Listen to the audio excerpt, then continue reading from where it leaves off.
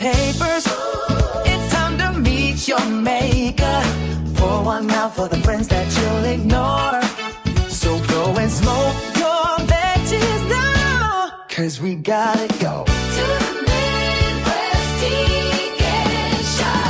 The sitcom dream on, burn it and shine low.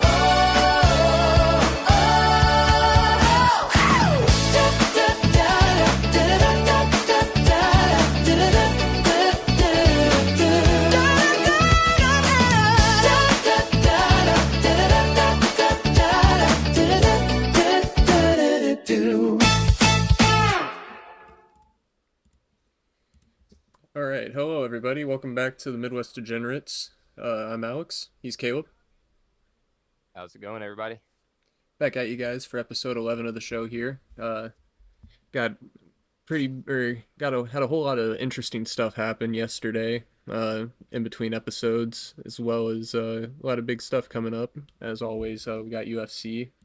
Before we tackle UFC though, because kind of a whatever card for this week. Wanted to recap yesterday a little bit. A random Tuesday night in the month of March, the USA in the World Baseball Classic they almost had it almost was a blowout. They almost got, the scoreboard does not tell the story of that game. We were talking 8 innings and they're down fucking 8-0. They were getting absolutely shit on, and then they pulled their heads out of their asses at the very end of the game to make it fucking close. But they still lost. Italy upset the USA. And then Bam Adebayo for the Miami Heat, a guy who typically isn't scoring 30 very often, goes and fucking drops 83, breaking Kobe Bryant's second all-time record. Some people will debate that he's now the leading scorer in the NBA because they see Wilt Chamberlain's as fraudulent, which that's a different discussion for a different day. But Bam Adebayo, 83. How you feel about these? I would like to toot my own horn a little bit on some slips here. I'm pretty sure we went over it on the podcast the other night. Yesterday, for a total of $2 in bets, I cashed out for $85. Yep, them big upsets. Yep, we had Israel money line, Canada money line, and sweet Italy money line. Top that off with a Jack Caglione anytime home run. 50 cents per bet amongst the 4 slips. We all know that equals out $2. So a total profit of $83 over the course of 4 bets. Not too bad. And it's looking like they're about to mercy rule Mexico tonight. Yeah, I just need that Caglione home run.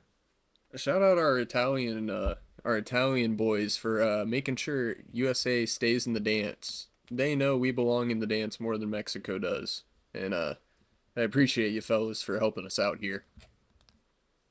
Yes. Let's see here.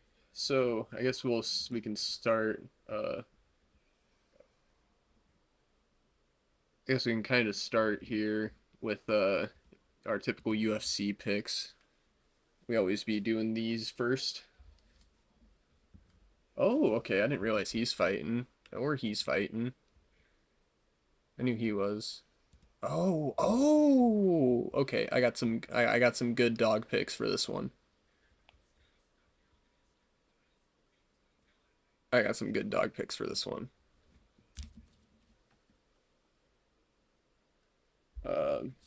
So I guess we'll run it off the top here.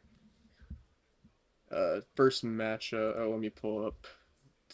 Do I have it pulled up already? I don't see Tapology. No, that's UFC. That's Tapology.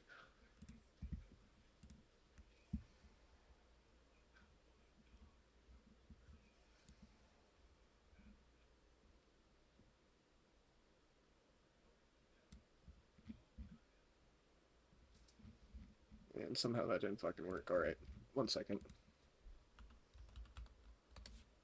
All right, much better. All right, cool.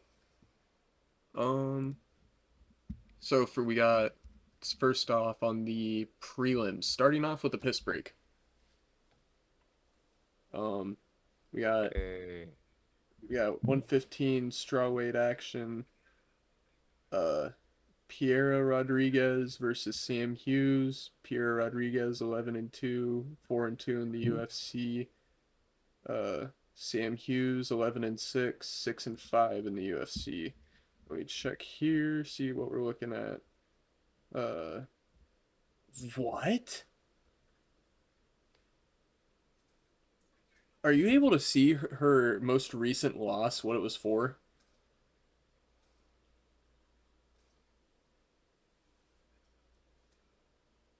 Like I know you use the UFC's website rather than Tapology, but I got the funniest fucking reason here for why she lost her last fight. Um, I'm on apology now.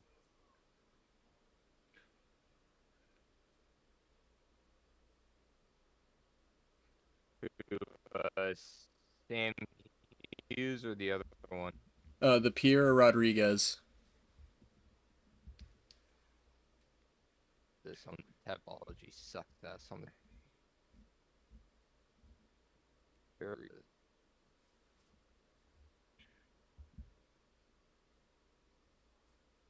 What was it? Intentional headbutts. Plural. You can lose. You can lose from that. Yeah, because you're not supposed to throw headbutts. So if you throw a headbutt, it's a foul like a nut punch. And if you throw a bunch of them, you get fucking disqualified. Oh, But this chick. She's coming off of decision wins. All of her wins in the UFC have been by decision on a two-fight win streak. Hasn't fought very often, not much activity. Was supposed to fight, or no, that's just this matchup. Um, One fight last year, two fights the year before. Not very active, and I know Sam Hughes. I'm pretty sure she's very active. Yep, three-fight win streak. Dudakova is not bad at all. I'm not gonna lie. Sam Hughes is kind of on a fucking run right now. yeah, and she's still, at least whenever I put my slip in, she was still an underdog. Yeah, she still is. I'm putting that on as just Sam Hughes money line plus 126 as the first leg of the parlay. Yeah, I like it. I want to say that's about what I got her at. Yeah, it's a good pick. That record doesn't tell like records don't always tell the tale, and I feel like we get caught up in records a lot because it's like 6-5. You look at that and you're like, yeah, that isn't really shit. But then you go and look at them fighting, and it's like you see they're on a three-fight win streak. Like they're just getting better. Like they're still early in their career. They're just getting better. For all we know, they could end up finishing, or they could end up just like going on like a fucking heater. Just an absolute heater.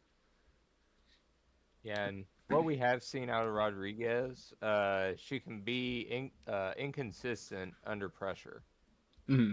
And as high pace as Sam Hughes is, I think she's going to be able to keep that pressure on her. And Rodriguez just isn't. She's not going to be able to. What's the term I'm looking for? Um, she's not So going to be able to get in her rhythm. She's not going to be able to fight her fight. yeah, Sam's gonna be forcing her tempo, and Pierre is just gonna have a fucking not have a fun time with that. Our next fight on the early prelims, we got Elijah Smith, 2-0 in the UFC. Bantamweight fight here, folks. Versus Su Young Yu, 16-3, 3-0 in the UFC. So we got two undefeated prospects. This is honestly probably a sleeper fight. Someone loses their zero here. Um, Elijah Smith, 5 wins, 1 loss. Or wait, no, wait, what? Oh, I missed the fucking one. My bad. I saw the fucking draw thing and thought that many hadn't lost. No, so he has one loss, one TKO in the third round. That was early in his career. Or yeah, that was before he made it pro, fighting Fury. Uh, Dimas. Oh, and that was very early. That was only his third fight. Since getting into the UFC, Aaron Tao was a good prospect. He ended up not making it due to fucking trying to cheat weight cutting. Vince Morales, I don't recognize him. Kind of looks like just a shitter. And then, oh, it's this guy. I'm taking Elijah Smith. Yeah. Do you know his father? Do you know who Elijah Smith's father, one of his close friends, is, Who? and who he trains with quite often, or did train with? Who? Guy Mezger. Ooh, shit. Yeah, this So you fucker's know winning. Smith. Yeah, you know Smith. He's coming in with some tactics and techniques that Hughes just not going to be able to fucking counter. But I will say, uh, Smith is really explosive, and he can tend to gas himself out. So if it does wind up going to the third round, it could wind up being a really, really, really interesting fight. But I'm gonna have to agree with you. I personally have Elijah Smith going by decision.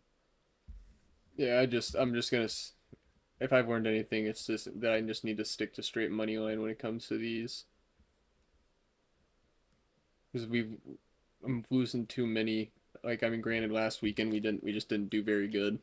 Like, I mean, we did all right, but we Yeah. didn't do incredible on the main card, especially. We didn't do very good. Uh, but like, I don't even know. The week before, it was the method of victory that kept fucking us. So I'm just thinking if I just go straight money line picks, like, unless it's some shit like this next fight that we're about to talk about here. This shit, I will go and do some like method of victory or double chance or something because I do not like minus 700 favorites.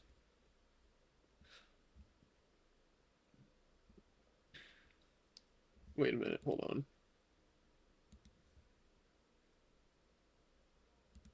I want to look at this. Check. Oh, Jesus Christ, that's depressing. So for our next matchup, we got Beatriz Mesquita versus Montserrat Rendon. Um,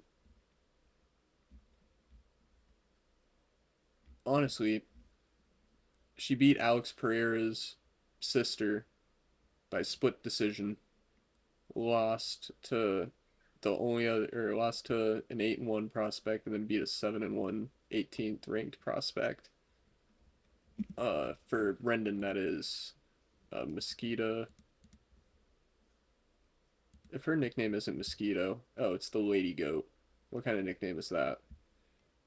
She's 34 years old, 6-0. What's her record look like? One win in the UFC. You know, I am gonna take straight money lines here. I am gonna take straight money lines here because I'm seeing something with this that I like a lot.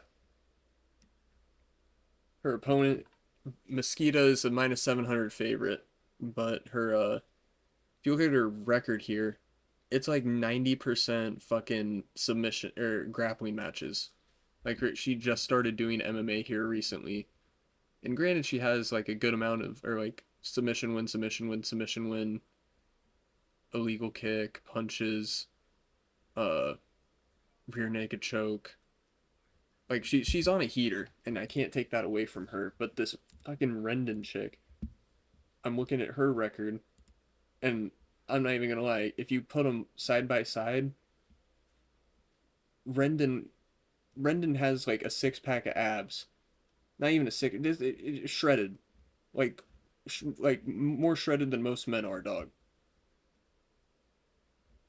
And I see that, and then I see the decision record, and women's fights be going to decision, and I see the fuck. It's just side by side comparisons. I don't see how this minus 700 favorite is a minus 700 favorite.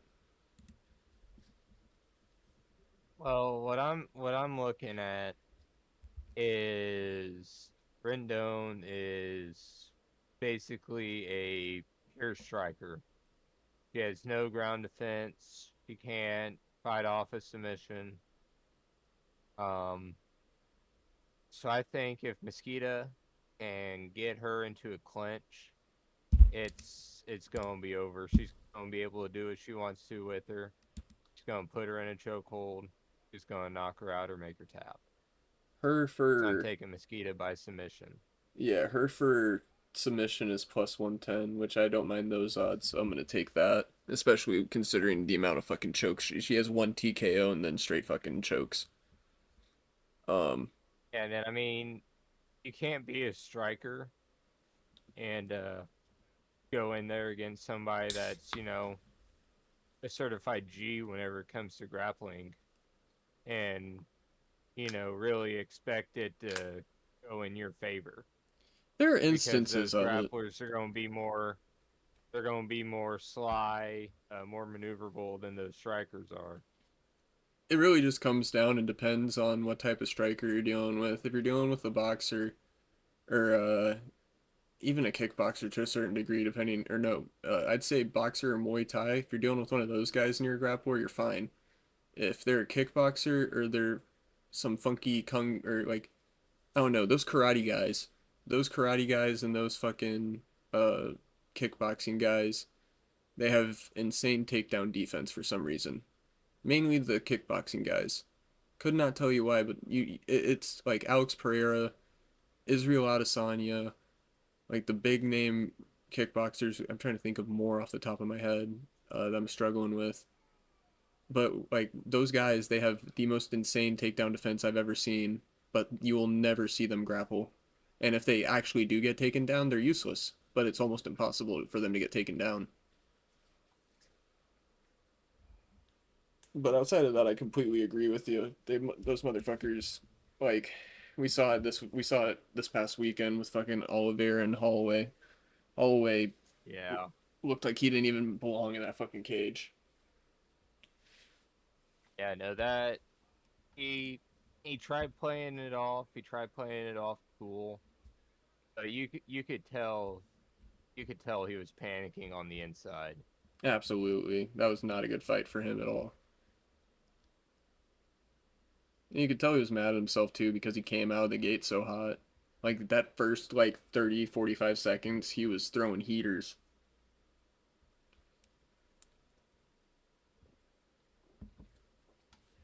Next fight up, we got Hector Souza, UFC debut. And then we got Luan Lacerda. This is a bantamweight fight. Lacerda's 1-2 in the UFC. Let me see who's Lacerda lost to. Damon Blackshear, good name. Cody Stamen. Where's this guy at? Cody Stamen's garbage. Losing to him is not a good look. Damon Blackshear is a better talent, so I can respect losing to him. Really inactive. He fought in 23, had one fight last year, canceled fight, and then this fight. Short notice opponent for him too. This Hector Souza guy. Is there anyone regional? He's fighting out of Spain. Ilia Topuria is out of Spain. Making a push for Spain in the UFC. What's this Hector Souza guy at? Is he slight favorite? Yeah, he's favorite. I think I'm just going to ride Hector Souza money line. I think, let me double check my slip, but I think I got Sosa money line as a dog. Yeah, I think But people woke again, up. let me double check. I think people Nope, I were got Sosa money line minus 245. minus 245, yeah.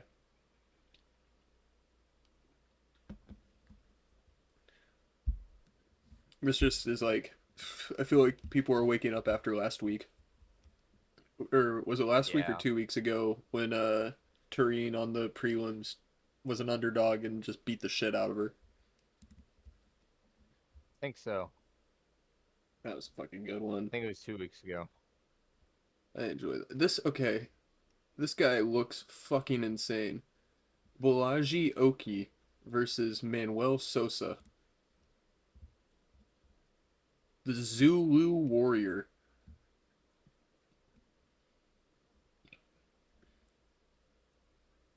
Yeah, this fight's gonna be a blink and you'll miss it kind of fight. This I would not be surprised if this fight stays in the first round. Yeah, I'm looking at the dog here.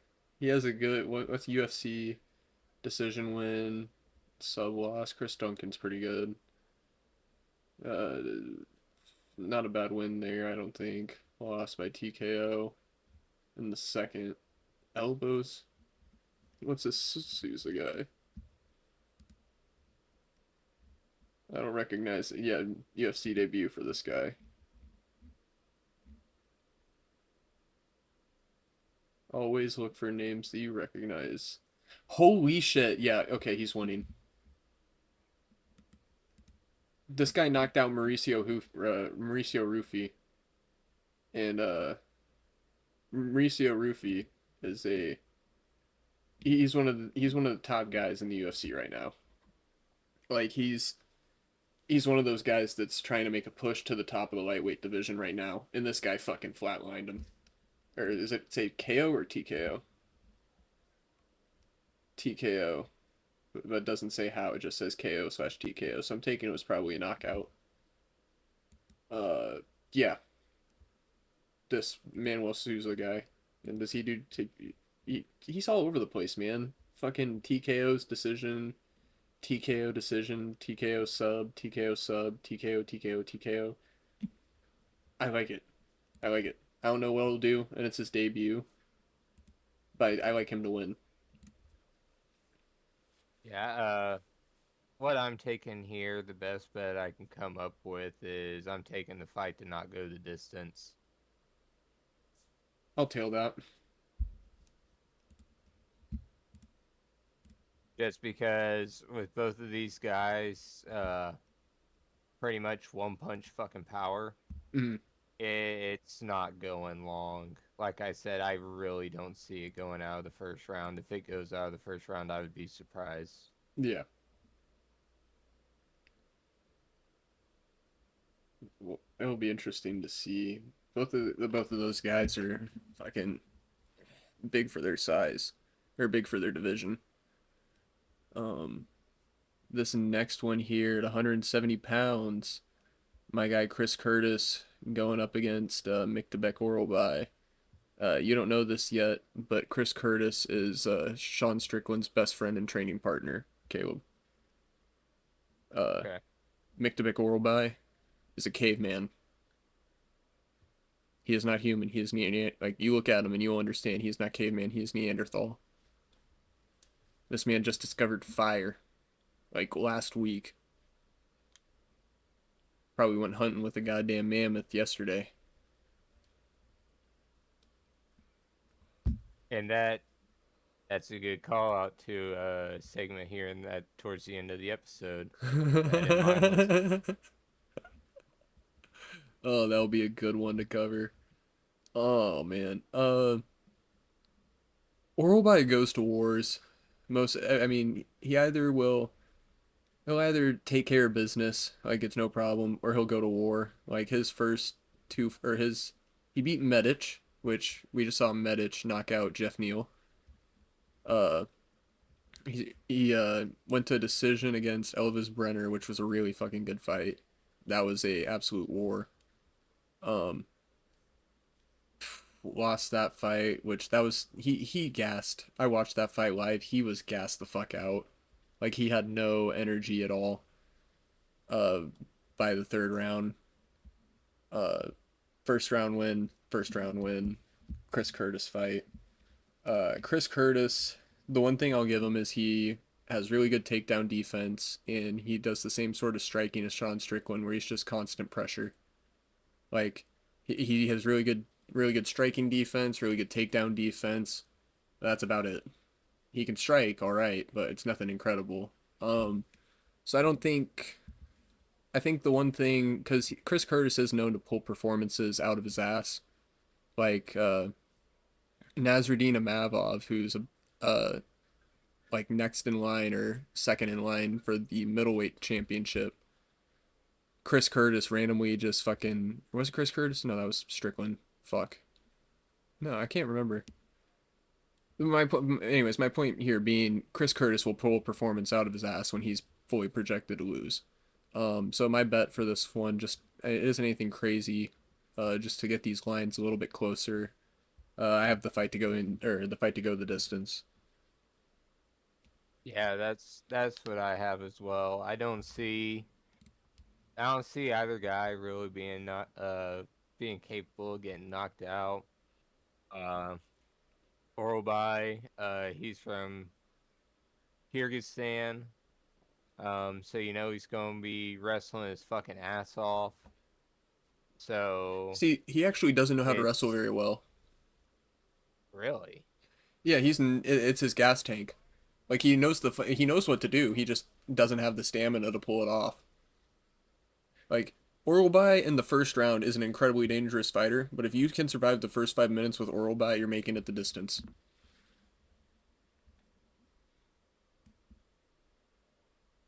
He just does not like his gas tank is not there. I can't remember which. yeah. Then I'd say fight going the distance would be the best bet there. Yeah, like his fight that he had against Brenner.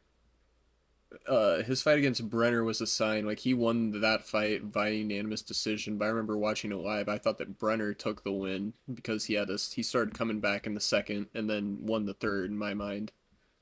Uh, just because it was a slow, sluggish fucking shit fest. Like both of the guys were barely doing anything in the third. They were both completely drained. And then same thing in Oralbai's first actual loss was he came out hot, good fucking war to start, and then as the fight progressed, he just could not keep fucking going. He was done for.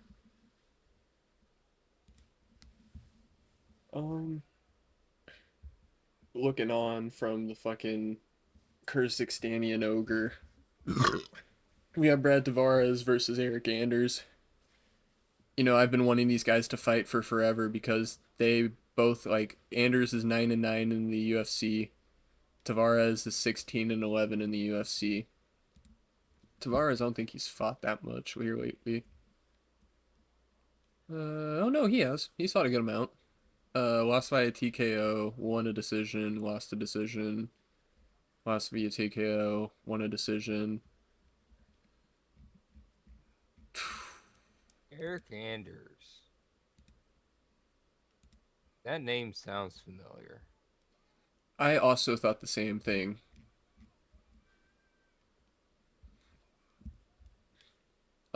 He's not a bad fighter. I mean, he does a lot more. Like, let's see, Charles Did he Radke. play? Oh, what?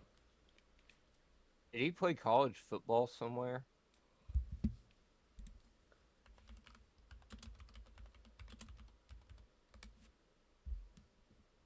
Yup. Is it him? I need a picture. I can't see. Yep, that's him. Yeah, Alabama. That's what I thought.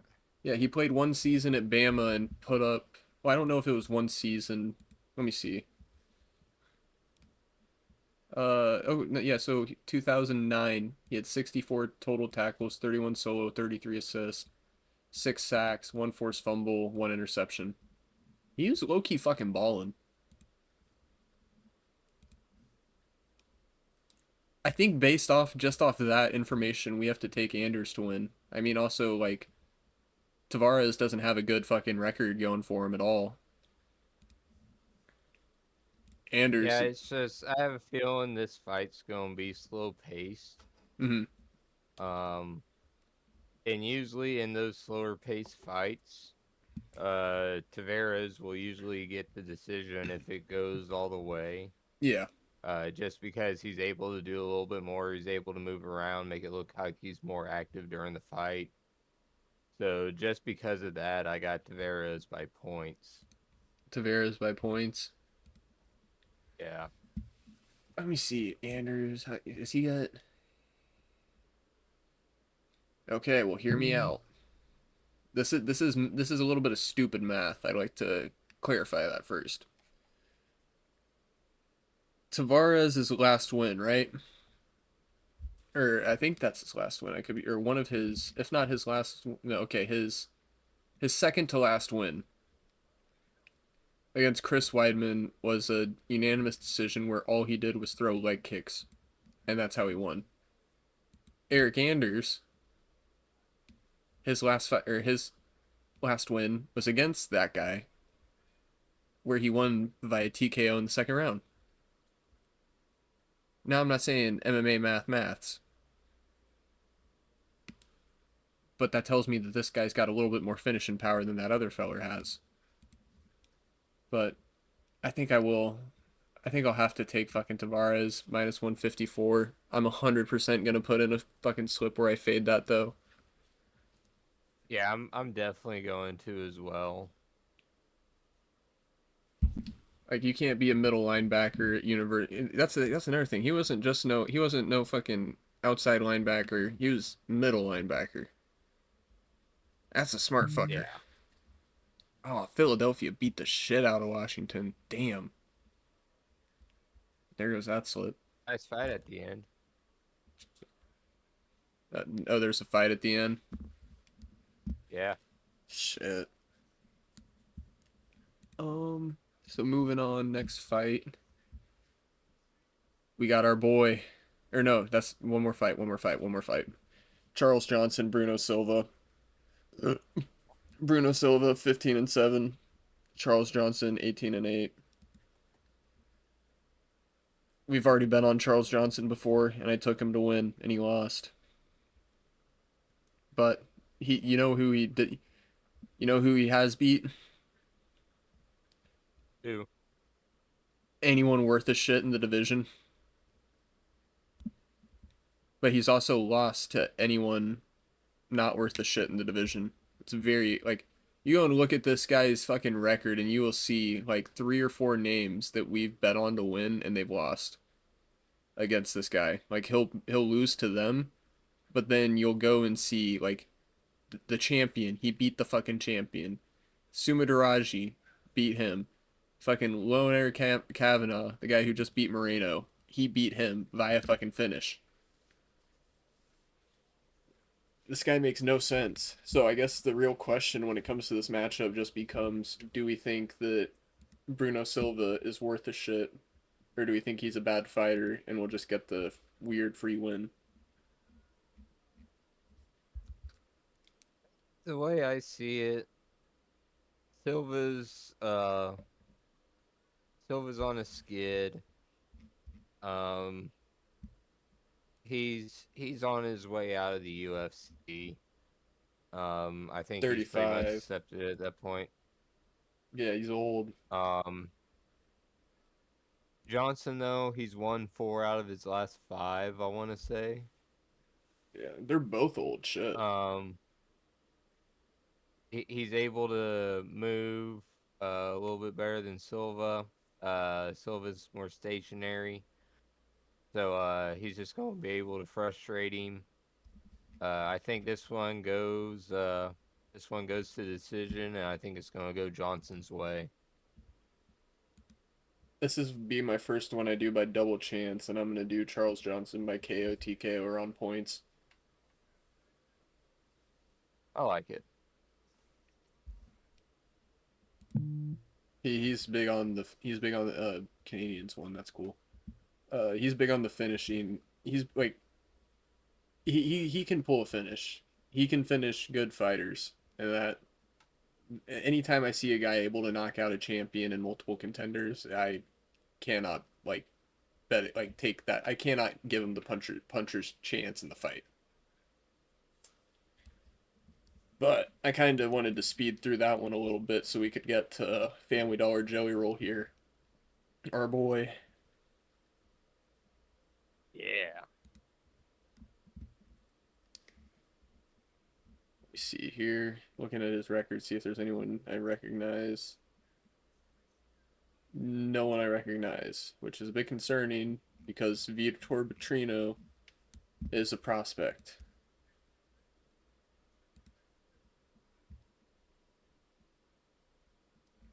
He's on a 2-fight win streak.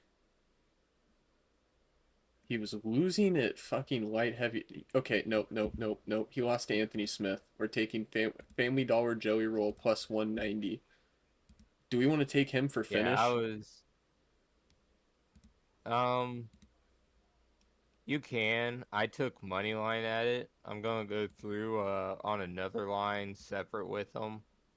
I'm gonna take Steven Asplund money line, and I'm gonna also put on there fight starts round 2.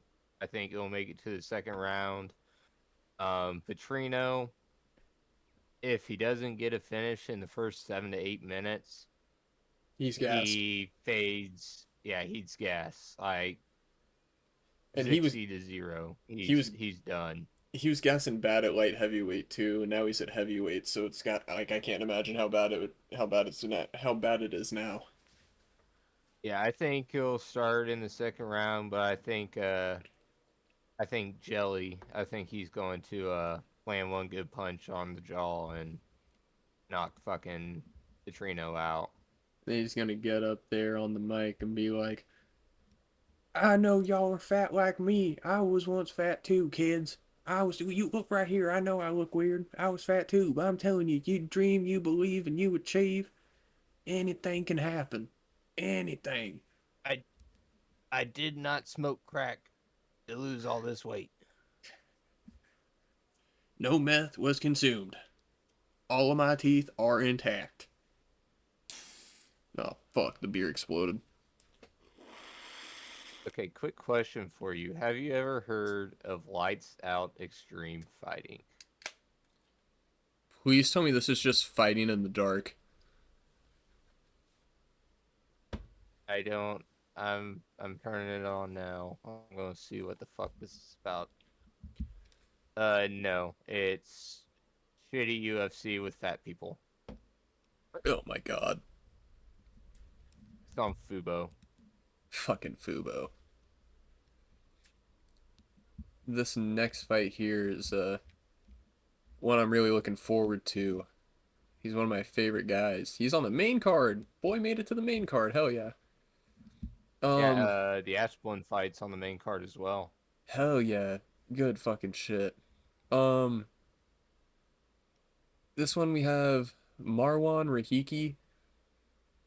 Let me look at this guy's. Oh, all KO, one submission win. All no names though. Harry Hardwick. I know this guy's a fucking dog. I've been following Harry Hardwick and his brother, George Hardwick, for a good while now. These boys they're pretty good shit, pretty good.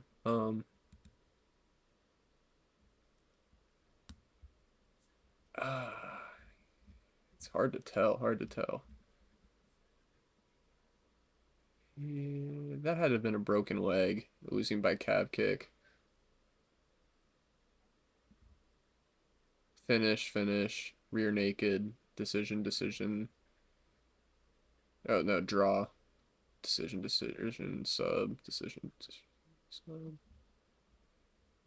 I think I gotta take the experience, because it isn't even like Hardwick's been fighting on Cage Warriors for a long, Hardwick's fought on Bellator, he's fought on Cage Warriors. Cage Warriors is the UFC pipeline over in England. He's been over there for a good chunk of time. Him and his brother both. His brother's the champion over there, or held the belt for a good while. Marwan Rahiki, I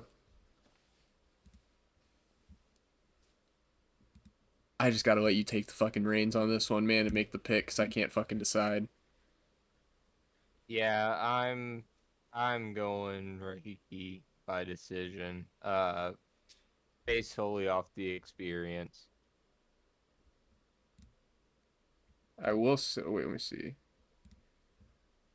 I will say if it goes to decision, he's the boy Hardwick would stand a much better chance, just because this guy Rahiki only finishes. He has no decisions on his record.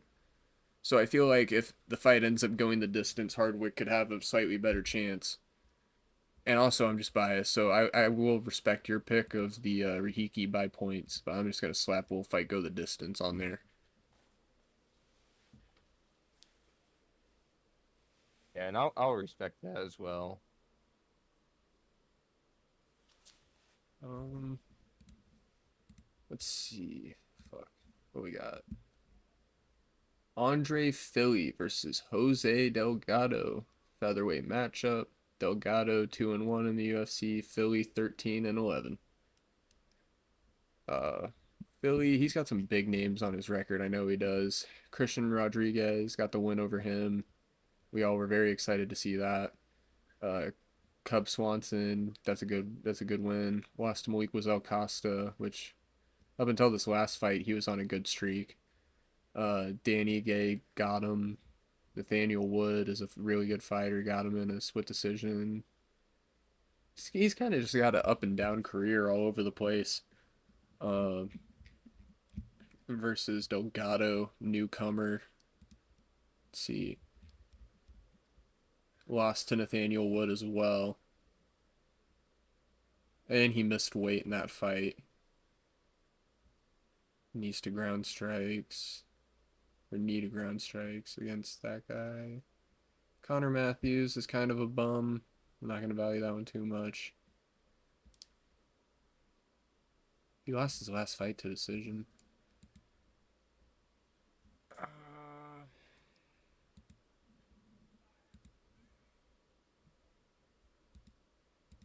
Let me fucking go look at the lines on this fight.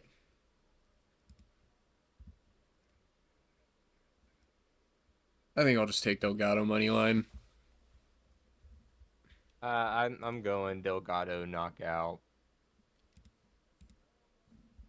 I If you just look at a lot of Philly's recent losses, they've been by knockout. mhm. Delgado, he's faster, hits He was on a harder. five. He was on a 5 TKO streak too.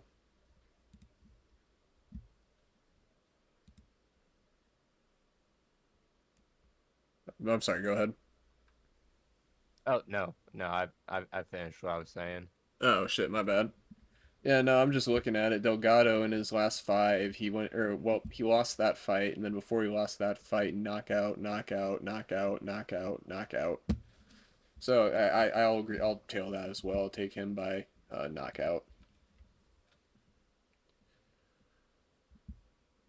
Ion Kutalaba. Is this the guy whose nickname is the Cuban Missile Crisis? Oh no, his is the Hulk. Yeah, the Hulk. Umar Sy, 12-1 prospect, fighting out of France. These French guys, they're usually pretty solid guys. 3 wins in KSW. KSW is a very good promotion. 1 win in Octagon. I will point out here before you get 2-1 decided here. Look at how far into the fight each of Kutalaba's wins have come in.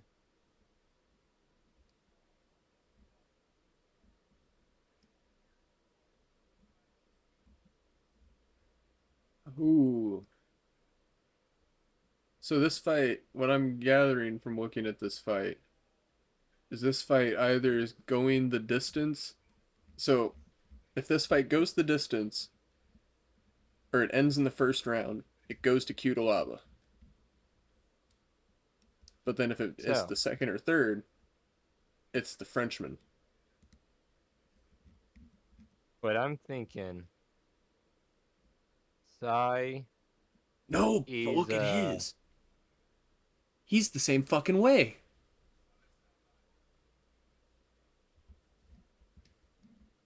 but Umar Sai, he works more calculated with his approach. And he's a little bit better at the grappling and the clinch work than Kudalaba is. I think if he can gain ground control on Kudalaba, there early in the first, tire him out, he's going to wind up getting him by either knockout or submission. Uh, uh, inside the distance. I don't think this one's going the way. I would take Sai to win by knockout or submission. Double chance. Yeah, I will tail that.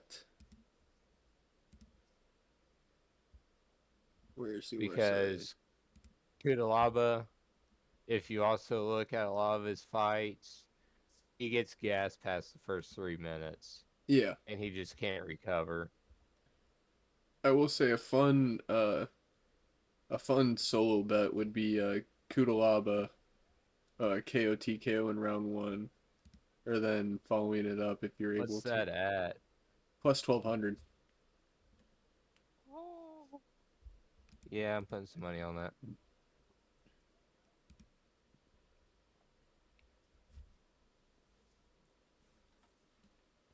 That's Sai at. Sai's plus 900 Plus for that. 380. Oh no, I'm saying Sai by round 1 KO is plus 900. Oh, I wasn't looking at the round for some reason.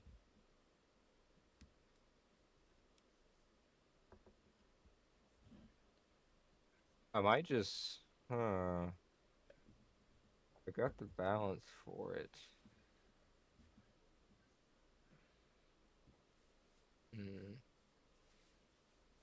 Well, no, if it goes past 3 minutes, Kudalaba's not getting a knockout, correct? You don't think he's gonna get a knockout in the second or third? Hell no, it would just be that first round. Like we looked at his record. He had, I think he had maybe one finish outside of the first, maybe one. Let me double check that.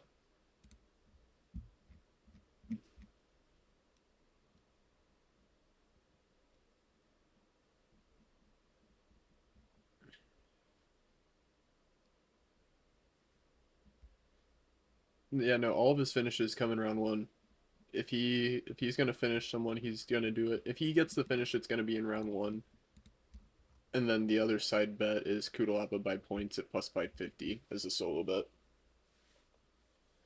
All right, monetarily speaking, how confident are you that Kudalaba can get a knockout in the first round? He's a Frenchman.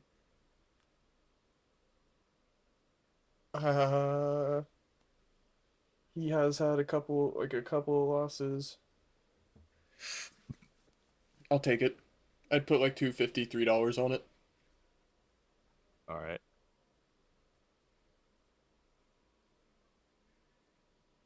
Yeah, I'm putting $3 on it to win 36. 36.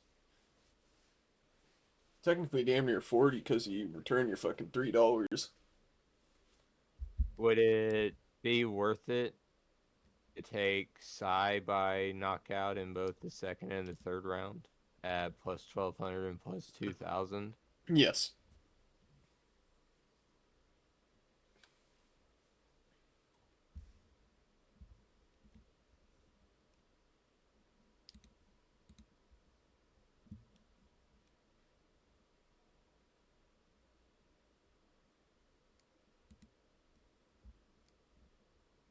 Yeah, I like that pick. And then this, weirdly enough, we got a piss break in our co-main event. I don't really like that. Yeah, I've seen that. Uh, this bitch sucks. This bitch, fucking Amanda Lemos, she sucks. Where's the fight against the champ? She fought Zhang Wei Li, the champion at Fuck, what weight class is that? Strawweight, the strawweight champion. Fought her through 5 punches and absorbed over 200. And I'm pretty sure this was the same fight. I could be wrong. Oh no, that was the Chinese. That was the other Chinese chick. Yeah, no, literally just like 250 punches to the head, absorbed through only 5 the entire fight. She's lost 2 of her last 3. Lost 5 sub, lost 5 decision. Gillian Robertson, she definitely is like she's been around for a long time. Like she's only 30, which is crazy because I remember her being on Joe Rogan like fucking forever ago. Um, but she's definitely like turned a new corner. She's on a 5 fight win streak. Uh, 3 decisions, fucking TKO or 2 TKOs, but she's more known for her grappling historically throughout her career. Uh, Based off of what I'm seeing from this fight or from the track record here, I'm going Robertson, double chance by points or submission. Yeah, I have. Let me see here. Let me get. Yeah, I have Robertson by submission or on points, but Lemos does have a really good hook. So if she can land a clean hook and also solid takedown defense, but if she can land a really good hook, it can end the night. So on a side bet, I have Lemos by knockout at plus 750. Mm. She does have a mean like I like the puncher's chance pick there. Uh, the only reason I like, even though that's her thing, like that's the thing that Lemos does. The issue that I have with the pick is just that this bitch doesn't get knocked out. Like she's 24 fights in her career and she has 1 KO TKO loss, and that was in 2019. Dude, Robertson. Yeah, Robertson. My only thing is I can see it going. Say we're in the third round, and say they're tied up one apiece. Mm-hmm. I can see Robertson trying like getting too aggressive, like trying to do too much, and leaving herself open to just take a real nice hook to the fucking temple Mm-hmm. and just go face first into the fucking mat. And my thing with her too is the amount of fights that Robertson has had. She's had a full, like she got signed by the UFC fucking 1, 2, 3, 6 fights into her career. She's had a full like most of these chicks that are like Lemos 15-5-1. Robertson is 13-6 in the UFC alone. Like the experience that Robertson has compared to almost anyone else in that division is like unmatched. She's going on a heater. It's that experience finally kicking in. She's entering her fucking prime. This feels like a layup for Robertson to advance up the rankings.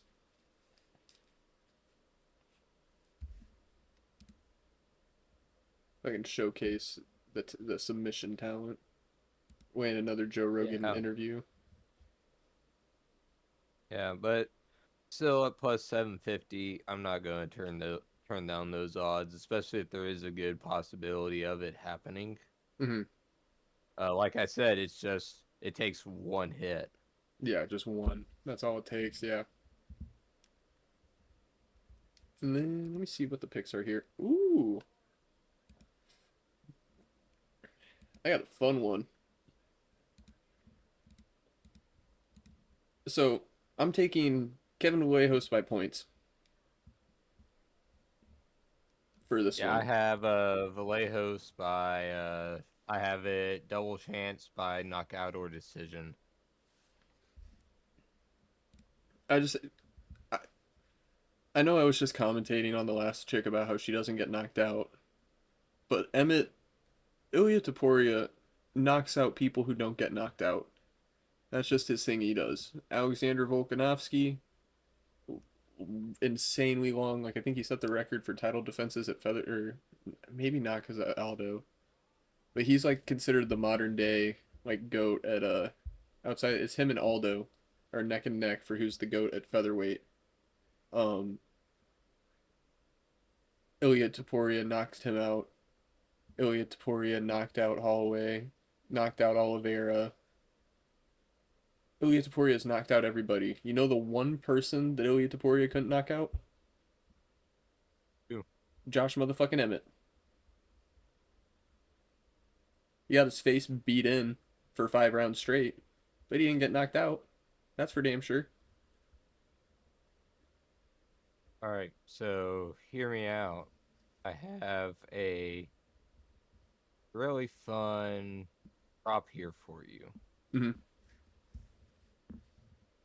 So you're going to have to do them as 3 separate bets, but do Vallejos to win in either rounds 3, 4, or 5.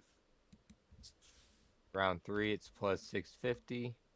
Round 4, it's plus 850. Round 5 is plus 1,000. Shit. And if he wins by knockout, it's going to come in either rounds 3, 4, or 5. Because Emmitt gets gassed in the 3rd. Yeah, he gets gassed just because he carries so much fucking muscle. Dude is like Yeah. just a fucking muscle ball. So I definitely think that he will get. I think there were like the best way to describe this. There were that Taporia fight that I was mentioning. The final score on that one, like you know how scoring with MMA works at this point. I believe it was either Yeah. 50-42 or 50-43 was the final score on that. Like Taporia 10-8'd him twice in that fight, and he still just like walked out. Granted, he didn't fight for 2 years And then afterwards, but I just looked too for method and round combo. Mhm. Vallejos knockout in each of the rounds. Round 3 is plus 850. Round 4 is plus 1,000, and round 5 is plus 1,300. I just went through and put $3 on each of them. Damn. One of those hits that'd be fucking cool. Let's see. That's all of our UFC picks here. We'll recap them here real quick for you guys. Sam Hughes money line, Elijah Smith money line, Beatriz Mesquita by submission, Hector Sosa by money line. Oki versus Souza, the fight will not go the distance. Curtis versus Orlby, the fight will go the distance. Tavares money line, but this is the one where we tell our viewers if you want to fade it and put Anders, go ahead and fade it and put Anders. Johnson by KO TKO are on points.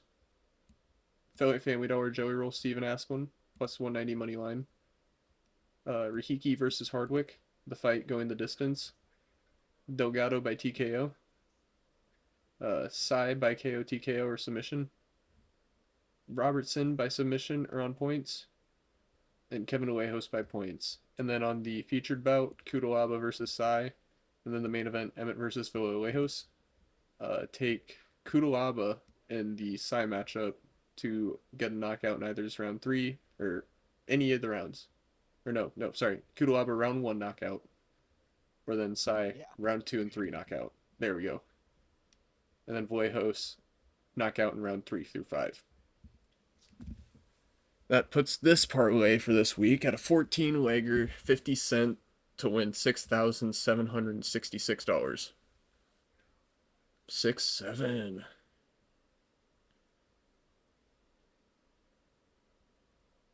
So I'm going to put that in.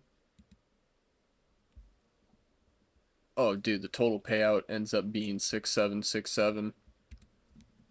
That's the one right there. How much did you put on it? 50 cents. Let's see here. I put $2 on it for 8,258. Jesus Christ. Yeah. Well, hey, we you are... know what I said today?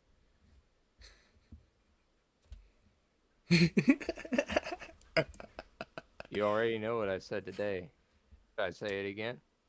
Go ahead and say it again for the viewer. I be fucking, so I need more money. Amen, brother. Amen. Hey, all I'm saying is if I'm not at work on Monday, or the viewers know why, the people know why.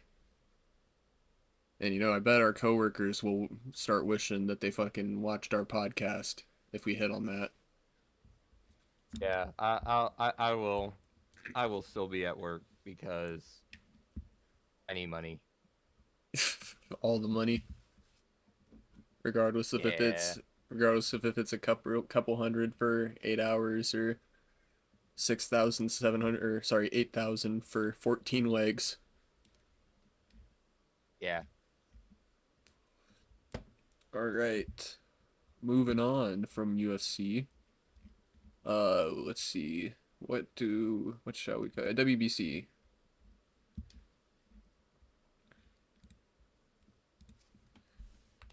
Do we even have the next matchups announced yet? Let me double check real quick. We do not yet. I think we got an off day tomorrow, I Yeah. believe. Yeah, we got the quarterfinals are scheduled.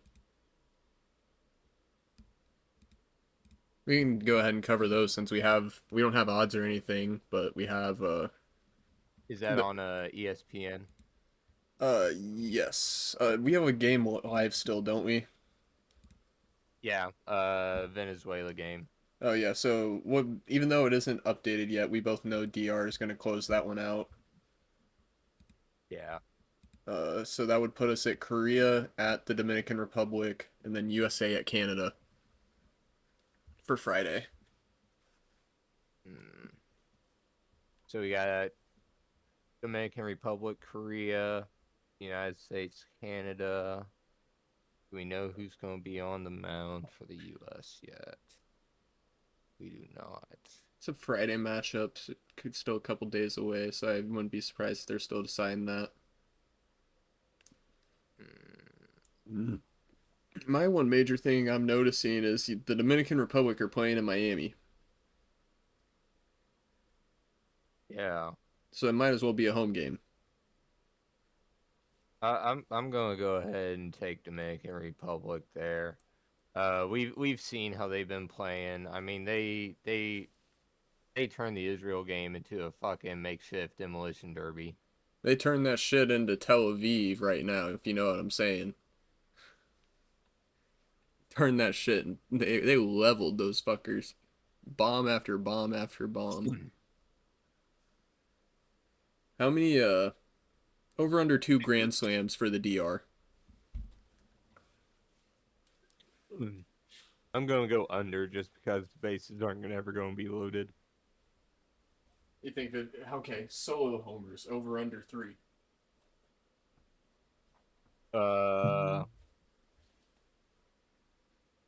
You know what? Just total home runs. I'll go over 4. I just Speaking can't. of home runs, Vinny Pasquantino tonight for Italy. Team Italy's captain. Also Isn't he American? His grandmother's from Italy. Oh, fucking whatever. So any northeastern kid is allowed to claim Italy. Pretty much. But he became the first player in World Baseball Classic history tonight to hit 3 home runs. Damn. Did Caglione get his? Unfortunately, he did not. But he did get, I believe, 3 walks.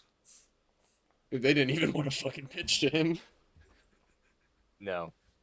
And that, everybody, is why your Kansas City Royals are going to be the 2026 World Series champions. Wait, we have Caglione? Yes, we do. Holy, we have Bobby Witt and Jack Caglione. And Vinny Pasquantino. Bro, and and Salvador Perez, why isn't the media talking about us? because we're a small market team. Now, do you see why I've been so fucking high on the Royals? Yes. I watched Bobby Witt Jr. fully laying down, throw that ball across his fucking body to what was it, first base? Yeah. Third base to fucking first base. Laying down, cross body. And that ball was going to that ball was going faster than a fucking Paul Skena's pitch. That shit had fucking velocity, dog. Yeah.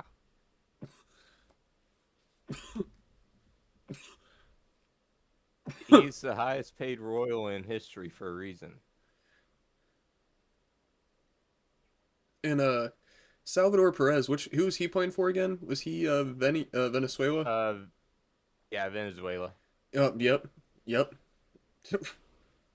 So, what I'm getting from this is that all of the best teams in the WBC can solely think their uh can solely place their success on the Kansas City Royals. Yes. The Kansas City Royals are legitimately currently America's team. You know, I have this Royals trim around my room, and it's been here since like it was here when we moved into the house. I just never took it down. Um, and you know, I don't think I ever will take it down. And home run totals for the big three, honestly, we'll throw Salvador Perez in there too. So the big four. I know I'm pretty sure I've told you this, but they moved the outfield fence in at Kauffman Stadium to make it a little bit more hitter friendly because of all these big bats we got. Hmm. Smash the overs on their home runs. Moving over to FanDuel really quick to check that. I don't think they got CAGs uploaded yet, but I know they got Vinny's and Bobby's. I didn't see Salvy's on there yet. Should I put a dollar bet on Italy to win the entire thing? Yes. Say less. Do they still have that fucking profit boost going? Yes.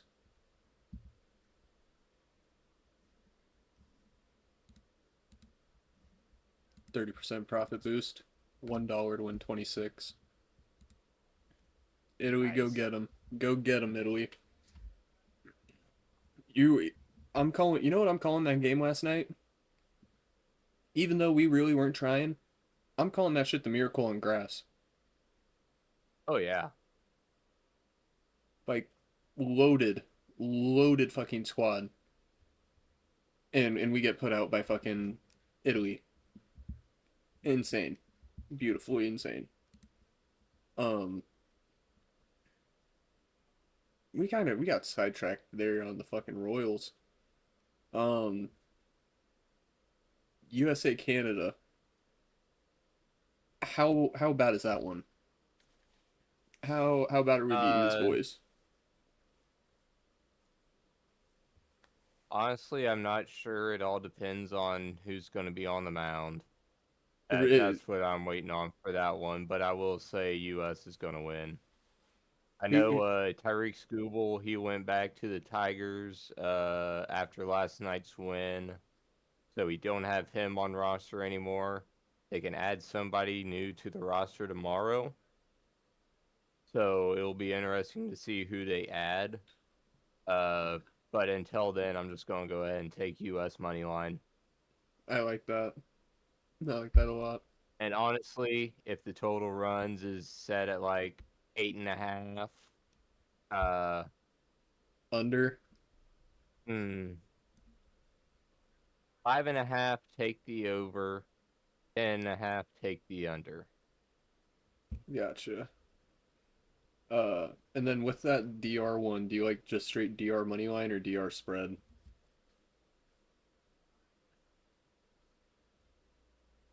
DR spread. Those, I feel like with DR, it depending doesn't on what really. it is.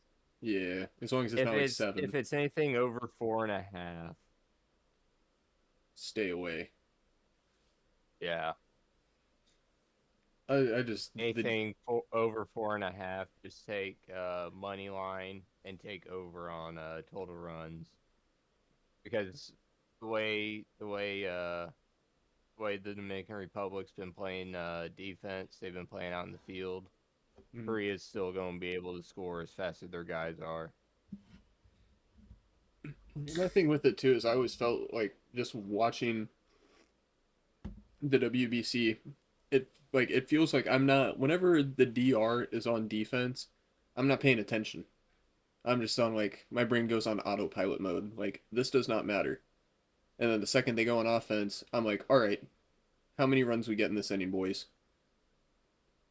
Like they're just like I don't know. Like I know they have good like I know their players are very good on defense as they are on fucking offense and hitting homers and fucking dancing. But I Yeah, like it just seems like during the World Baseball Classic, though, it's like they're using it as an excuse to like get all their bullshit TikTok dances out of their way before the actual regular season starts, and they because can't they didn't anymore. really get the chance to do it during spring training. I mean, let the Dominicans dance. What do we? All they have in their culture is baseball and salsa dancing. Let the boys Yeah. get their let the boys have their silly dances. I mean, shit, even in Cuba under Fidel Castro, you could go to a baseball game for less than 2 pesos. Even he fucking knew. Even Castro knew what was fucking good. And that puts us at Saturday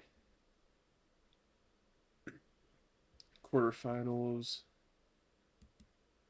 So I guess that's seeding.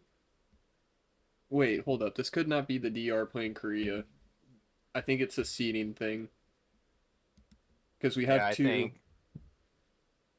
Uh, Because someone has to play Japan and someone has to play Korea.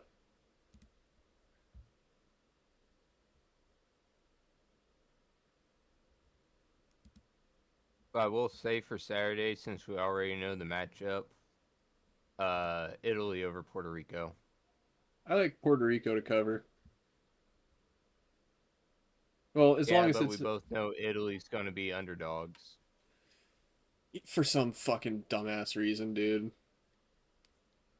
Yeah, and Caglianone's going to go out there and fucking absolutely fucking bang bang a baseball, send it flying 476 feet at fucking Mach 4.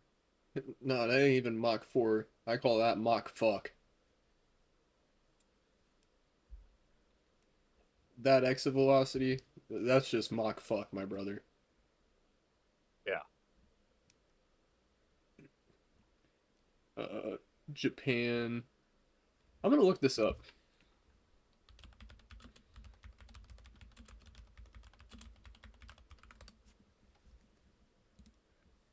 Okay, so advance Pool A. Canada won Pool A technically. Puerto Rico finished second. Italy, and then us. Italy's first. We're in second. Japan and then Korea advanced. And then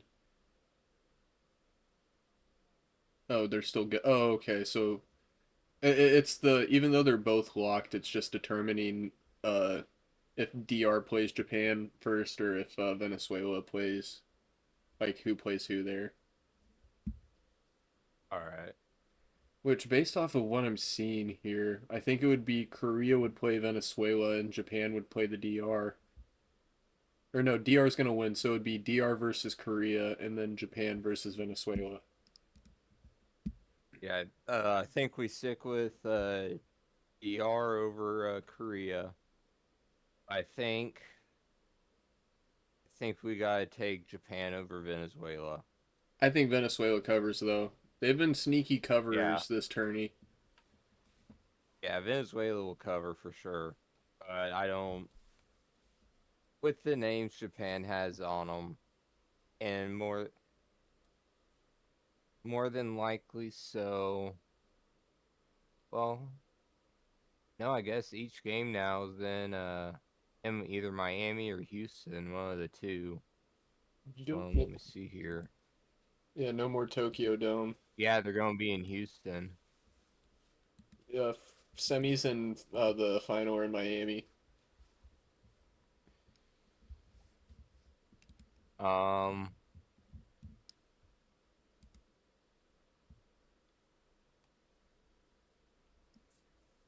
Shit, where was I?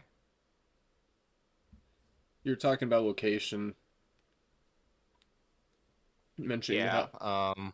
Yeah. yeah, Venezuela's going to cover. Uh, it's technically going to be home field advantage for Japan. We know the Japanese fans travel well just because they love seeing fucking Shohei Shohei Ohtani. I'm pretty sure they all get a little fucking chub every time they see him on TV because he's in like every fucking commercial over there. made the entire nation cry when his team lost the fucking, what is it, the Koshin? Yeah. Which I want to bet on that. Dude, I just want to be able to watch it over here. We can't even watch it.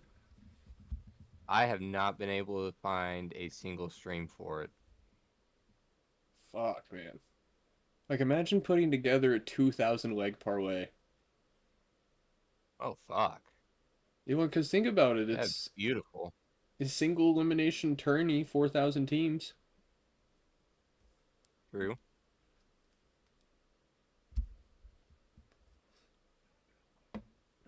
Man, I wish, man. I wish. Let me look that up. With season rolling around,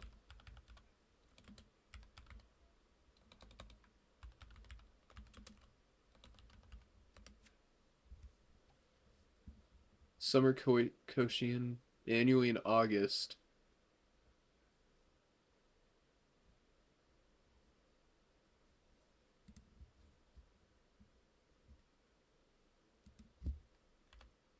Let me.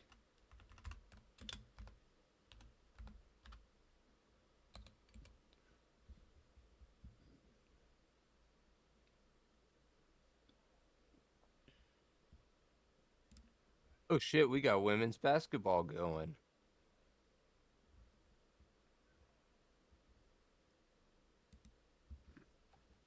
Wait, we can bet. We got women's basketball right now. Yeah, I'm seeing if we can bet on it. You just It's gotta the go. FIBA basketball. You just gotta find that women's tab. It's not under the women's tab. Is it under basketball? Under P- basketball. That's baseball. PWHL. Oh, I can't parlay picks on it. That's fucking lame. FIBA. You found FIBA? We can bet on it. Where the fuck did you Yep, find that? but it's under the basketball tab, damn near all the way over towards the leagues.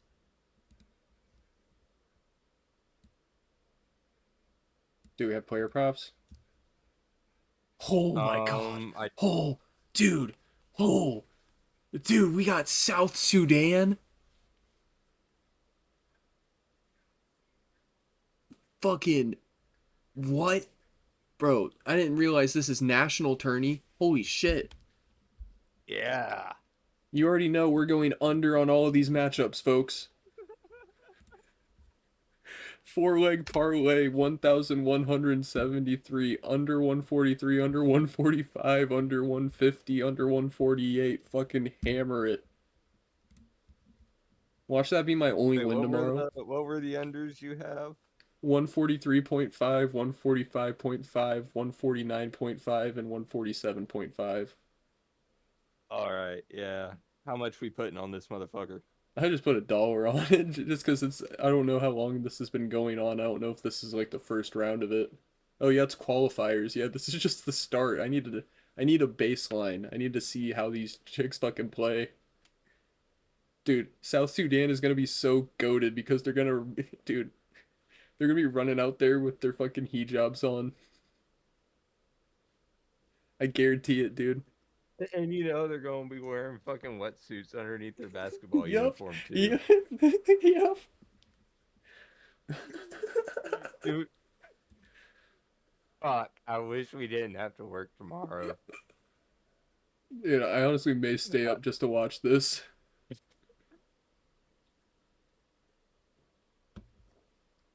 I think this may be worth me losing sleep over.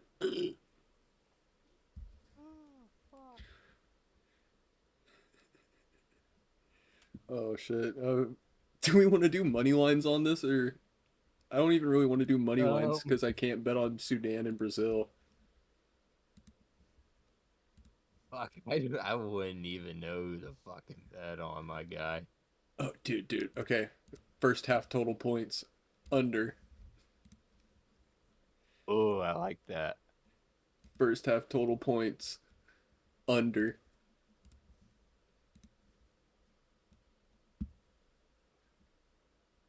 First half total points We want to go under. through and do it second half.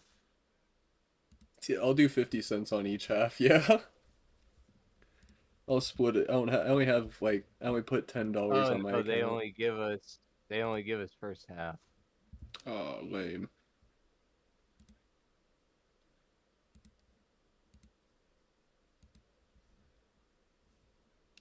That's another 12 there. I'll do. I wonder if I can do alternate. What's the lowest alternate total? Damn it! It's. I was hoping I could do under 100. I don't see these. I don't see these bitches getting 100 points. No. So I got 2 slips on women's basketball for tomorrow now. Got to add that into the description. That'll be fun. Yeah, I got the same two you got. Fucking. Let's see here. Final game starts at 6:30, so by first break we'll know if they hit or not.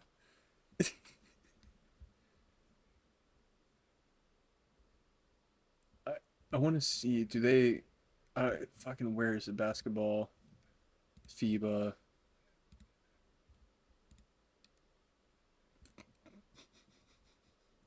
The first quarter spread is South Sudan plus 9.5, and that's a favorite odd. Like that's a plus 102 line.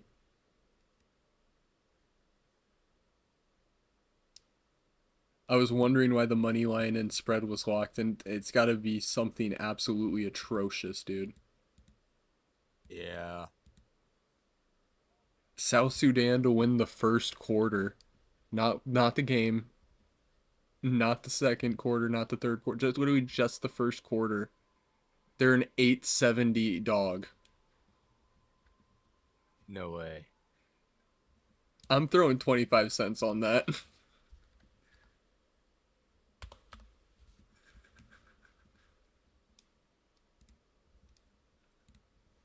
That's such fucking crazy odds, dude.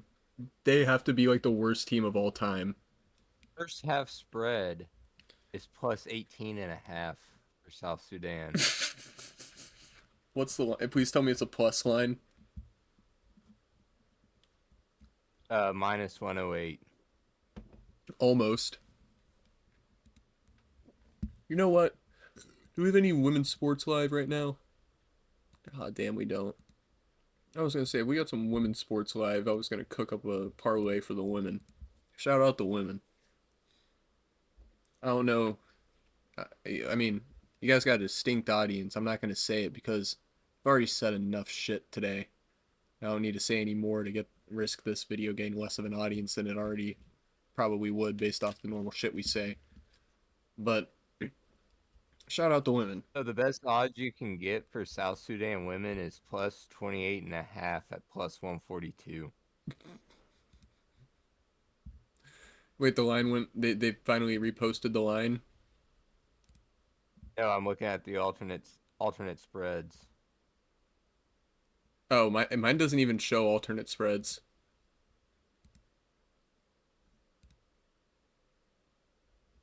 Fuck.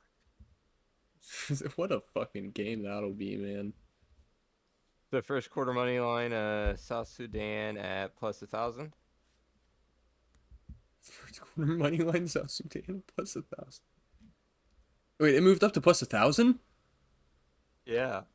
Dude, I got him at plus 800. What? It's plus 870. Where's my fucking my bets? Where's that at? First quarter money line for South Sudan is now plus 1,000.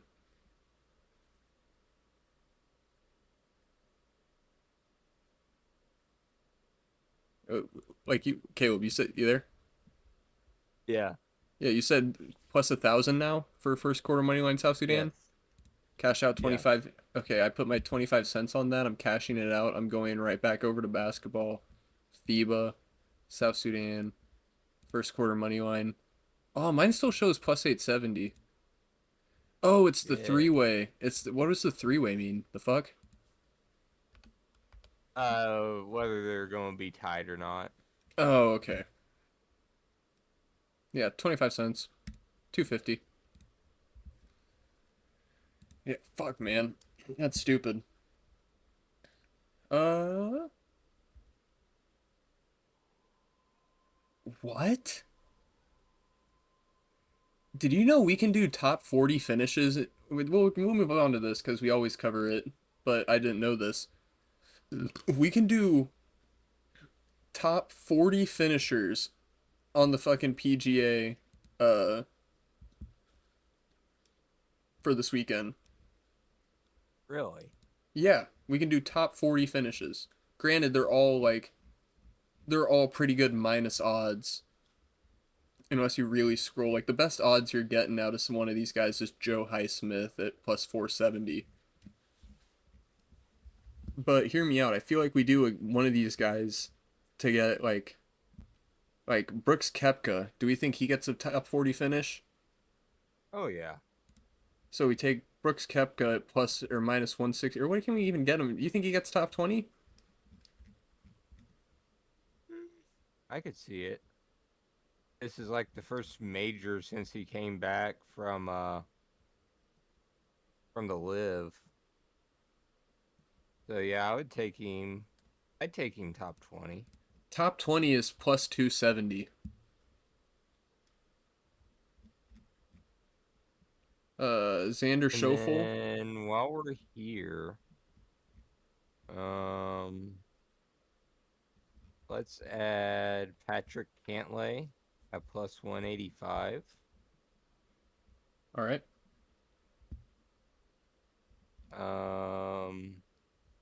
Hideki Matsuyama at plus 130. Where the fuck is Cantley at? Looking at the wrong list here. No, top 20. He's right below Ricky Fowler. Yeah, top 20. All right. Patrick Cantley. There we go. Xander Schauffle.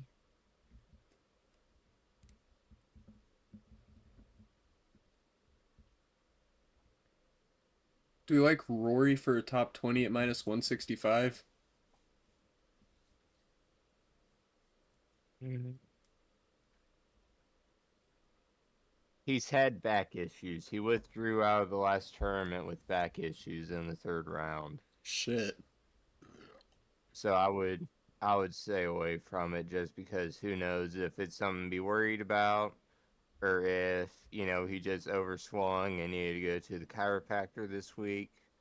Mm. But either way, I know a sore back with your backswing, it's not the best feeling. It makes you want to kind of lay off golf for a bit. I'm staying off of it. I respect it. And then what was your boy out of North Dakota? Is he on this one? Hoge. Let's see here. Yeah, Tom Hoge plus 155 to finish top 40. Let me find him here. Yeah, I got him at plus 155. Go ahead and add it. Hell yeah. I want to add the 5-leg parlay. We'll add one more guy just to give it a nice round even number. Um, you know what? Or let's go with a safe play on this last one. And we'll throw Justin Thomas at -110, top 40. Never mind, it won't let us do that. I wonder if it'll only let us do Um, one per, like one top 40 finisher. I think so. Do you like Thomas for Shit, 20 or not liking him for not 20? necessarily. Um, What about Matsuyama for a top 20? yeah, we already have Matsuyama, Hideki Matsuyama. Oh, we already added him and I didn't realize it. Yeah, Oh shit. Uh oh, so we got wait, so we have 5 legs right now, or do I have an extra leg that did you take Koepka for top 20 or did you not take that? yeah, I took him for top 20. So I got Koepka, Cantley, Schauffle, Hoge, Matsuyama. Is that what you got? Yeah. Okay, so we doing one more on this motherfucker? Um, let's do. We'll do Matt Fitzpatrick at +120. Hell yeah. 75 cents to win 213 bucks. Putting $2 down to win 569. Such a fucking wild card on golf. Like that first one we put in, it was looking real fucking strong. Then the second one we put in, or The last two we've put in, whichever. Yeah, the last two we've put in have been good. mm, like even if they don't hit, they're looking good going into the end of it. Yeah. Um,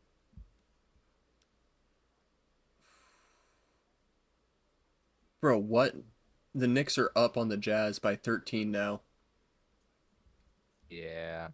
I don't know how the fuck that one happened. Let's see.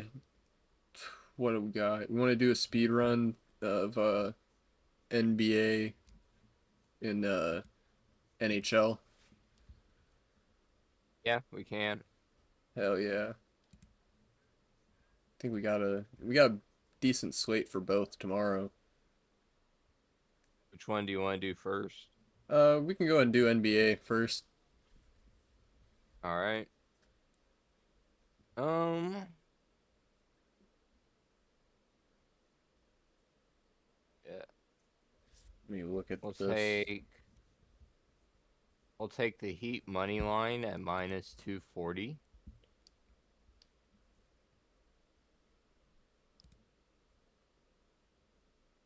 I like Nuggets at plus 176. Well, I'll that agree with you on that one. And is that then right what you above put? it, Memphis. yeah, we'll take Memphis over the Mavs. The Mavs are one of those teams that's tanking this year. It's Yeah, pretty blatant. yeah. Mavs suck. My poor Mavs. We'll be good again. We'll get another fucking Dirk or Luca. It'll just take a while, but we'll get one. Then last one here that we'll add, we'll do Thunder -260 against the Celtics. Hell yeah. Because that's Uh, a big matchup between the two of them, and it's in OKC. Big game for them boys. I'm looking here. Let me see the line.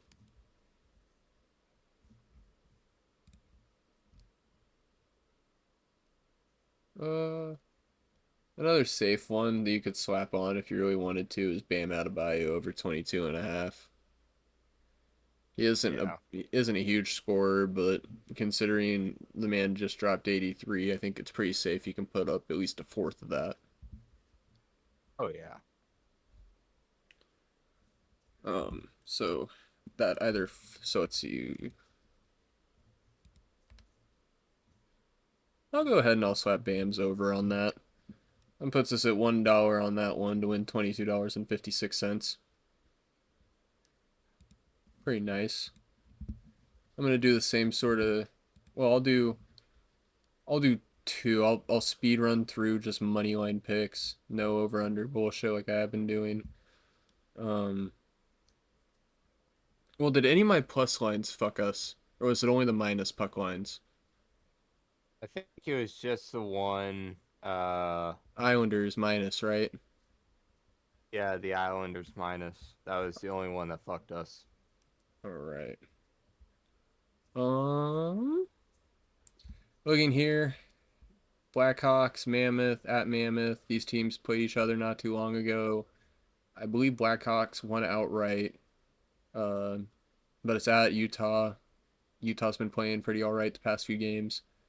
I still like Blackhawks to cover that one. Stars money So line. Blackhawks plus 1.5. Yeah, Blackhawks plus 1.5. Hammering the Stars money line. My boys are on a fucking heater. All the pieces are rolling. Defense is looking good. Our depth is looking good.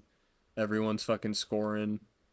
Like the Robertson ladder hasn't been hitting lately, and I mean, yeah, I don't think it's been hitting lately, and it isn't even just because he hasn't been like contributing. It's literally just everyone is doing shit. Everyone is scoring. Yeah. Um, Flyers plus 202. They just put belt. What was the final score on tonight's game? Uh, fuck, 4-1. We're taking Flyers to cover. Um, Lightning to win. I'm tempted to take that plus 118, but I'm not going to.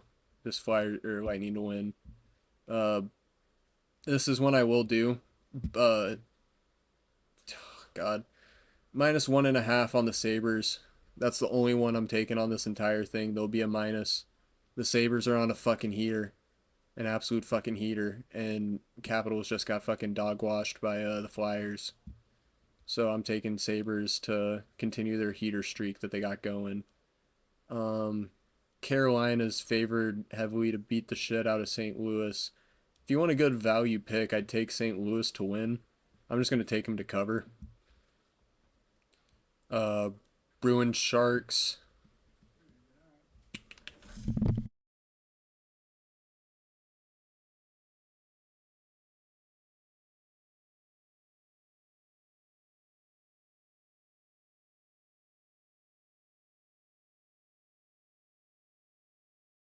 Sorry about that. Um, You're good. Sharks are iffy. Sharks can either win, or are one of those teams where a big player or one of their players will have a big performance. I believe we saw a hat trick out of Celebrini recently. I could be mistaken on that. Or one of their players had a hat trick recently. But then if they lose, they don't tend to cover. Boston's favored in this matchup. I'm just going to take Boston money line on this. It's at Boston. I like it. Blue Jackets minus 111. Panthers minus 108.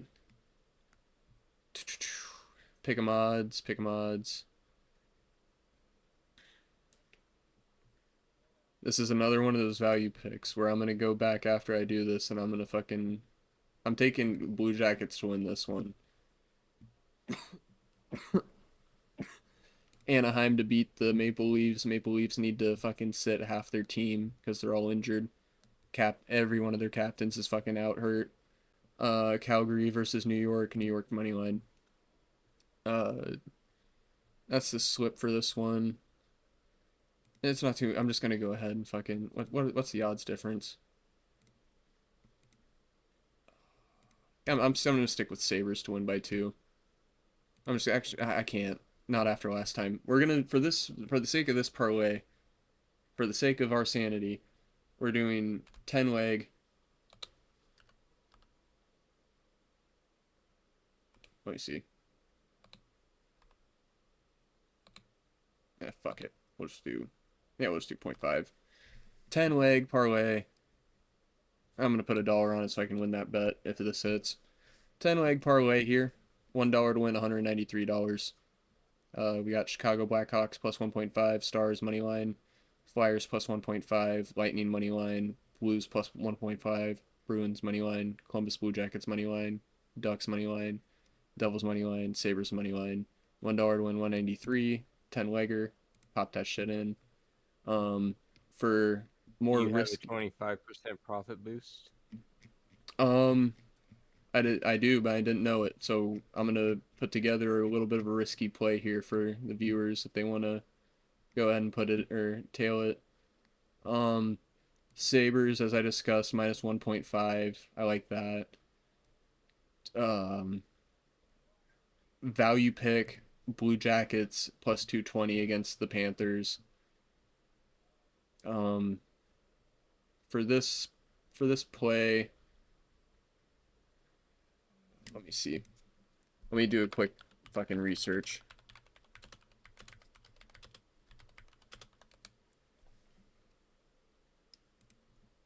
Okay,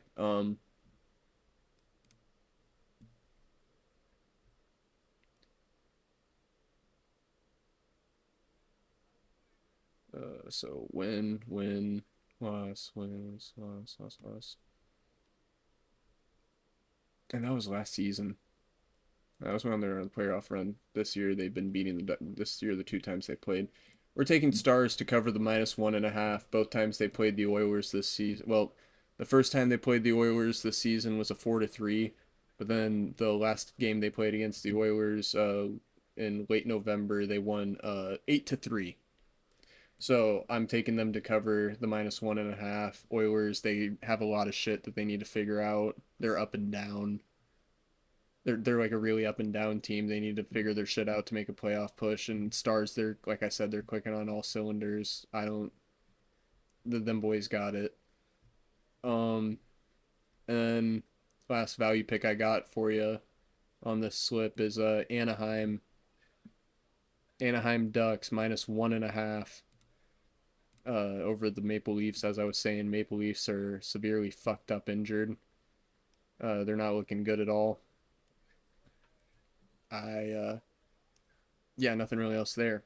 So put all, I don't know how many more slips we got for the podcast. So I'll put 50 cents on this one, 50 cents to win $36.34 boosted.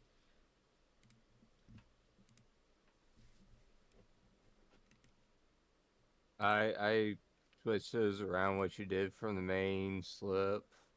So for that 10 legger, what I have is Blackhawks plus 1.5, Flyers plus 1.5, Lightning money line, Blues plus 1.5, Bruins money line, Blue Jackets money line, New Jersey money line, Buffalo money line, Dallas Stars minus 1.5, and the Ducks minus 1.5. Gotcha. Just for that extra What are you payout. thinking about that Sabres? You think they can what is it? The minus 1.5 for plus 128. You think they could do that? I think they could. My only concern in regards to putting Sabres at minus 1.5 is it's just that they're coming off like it's their first game back. Like they had an off day yesterday. You never can tell like if a team has an off day if they're gonna be clicking on all cylinders or if they're gonna have a closer game. Did you watch the Capitals game tonight? Yeah, 4-1. They look like absolute fucking dog shit too. Yeah, I think that's a pretty safe pick at plus 128. All right, so I just switched that out for it. So on that 10 leg parlay with the 25% profit boost, odds are plus 91,685. Jesus Christ. $1 bet wins $916.86. You know, if that hits, I'm taking credit. Yeah.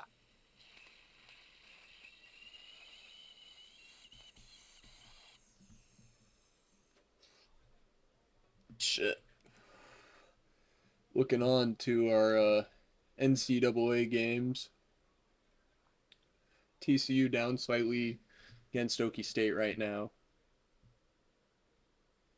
Dude, Clemson is a minus 100,000 favorite right now. If you put a bet in on Wake Forest to win this game with 3 minutes left, it's plus 5,500.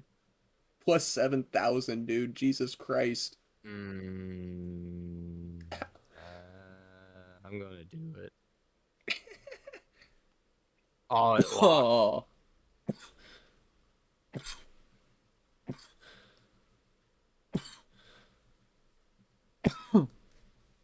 Fuck. Well, Oklahoma's winning their matchup, so that was a good call on your part. We predicted Florida Atlantic to beat Temple. Dude, we had Wake Forest winning that first round matchup, and then we had Clemson. Dude, we're doing honestly pretty fucking good on our tourney picks right now. Like just Yeah. the live one, just the ones we got live, and then I want to look at our settled ones here real quick. Oh, since he lost. No shit. Since he lost on a last second three. Did they wind up playing again? UCF. Oh shit. Yeah, that's crazy. Did we have Cincinnati winning or did we have UCF winning? We had Cincy. We had Cincy making a decent push through the bracket. Like, I can't remember who we had them finally losing to, but it was like I think we had them in at least the semis. I think we had them losing like Houston or some shit.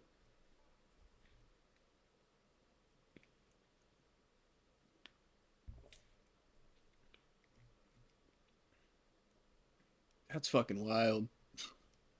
I just put one together that's live. Let's see what you think of it. I got Oklahoma covering the spread minus 13.5. Florida Atlantic covering the spread minus 7.5. And Oklahoma State money line. Put $1 on it to win 640. Shit. I'm gonna slightly alter it. Wait, you said did you take Wake Forest to cover or not? No, I didn't. I figured as soon as I hit it, it would lock. Fair. Oh, plus 8,000. Down by 9. $1 to win 80.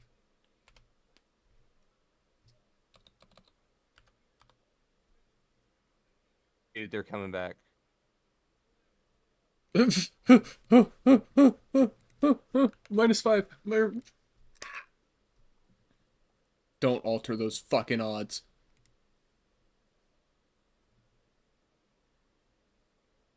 Dude. There's Dude. a fucking game on. I need this game to be on. It dropped by 1,000, Caleb. Oh, and it's on. For our viewers, man, our viewers, for obvious copyright reasons, they will not be able to see what we are losing our fucking minds about right now. But this may be the greatest fucking live bet of the podcast history if this works out. Oh, I don't know if they're gonna be able to do it. Oh, man. Oh, missed the 3. It was a missed 3. Oh, but he stepped on the baseline. Oh, They're reviewing it. They're reviewing it. he didn't step. He didn't step. Nope. Nope. He's in. He's in. He's in. He's in. He's in.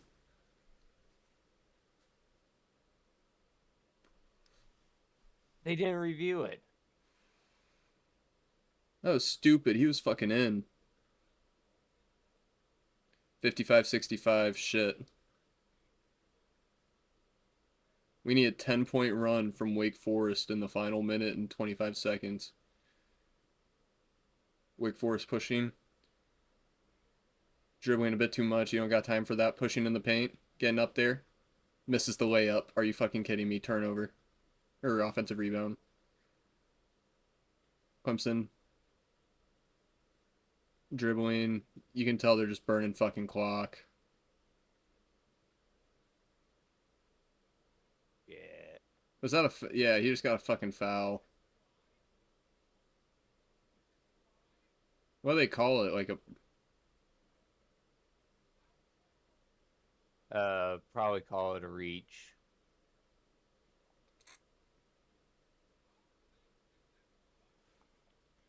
Fucking bullshit. We need an 11 point. We just need 4 threes from Wake Forest in a minute. Not a whole lot to ask, right? No.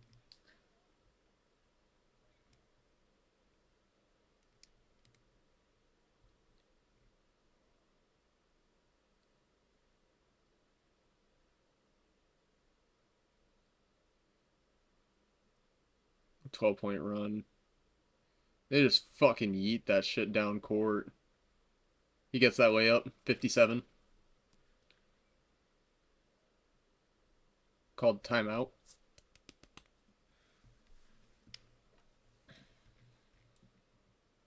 Just 10-point game. It's only a 10-point game. It's been done before. And their coaches are coaching. Wake Forest, their Demon Deacon coaches, they're fucking coaching. And this guy's balding. I know he's got some dog in him. Wonder how much turtle wax he uses every day. Fuck, I don't even want to know.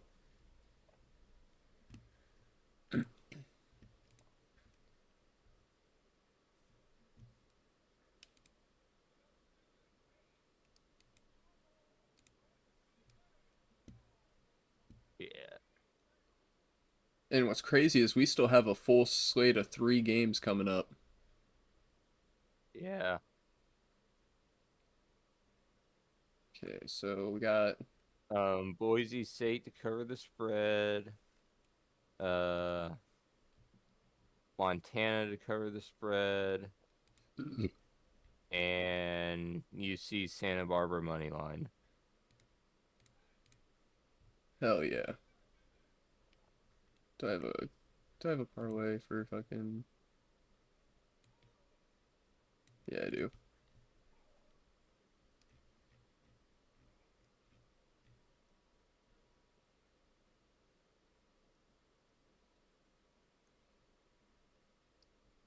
UMass going into Miami of Ohio. What do you think there? Miami of Ohio just wins.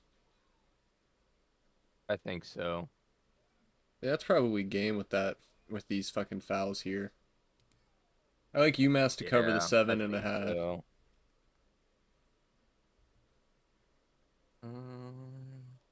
Because I'm pretty sure, like, based off where we're at, I figure UMass will be playing them pretty fucking close. Well, I don't know. UMass has been UMass. They've been UMass. I would just take Miami money line. Miami money line plus or minus 285. Let's see. I'm just gonna do just a fucking 25-cent slip on that. Oh, it's already starting to get fucked up. Yeah, I got a minus 20 or 25-cent slip because we still got a few things to cover. Or I figure we'll cover some games tomorrow. We don't have to cover every game. Yeah. Next game up, take Fordham money line. Florida money line. Or Fordham. Yeah, Fordham. Fordham. Fordham money line. Fucking still hating on George Washington revolutionaries. Or revolutionaries. St. John's. Well, yeah, St. John's. Well, it's just Fordham had a really good game. I want to say it was today. I want to say they played their first game today. Let me double check. I don't want to lie to you.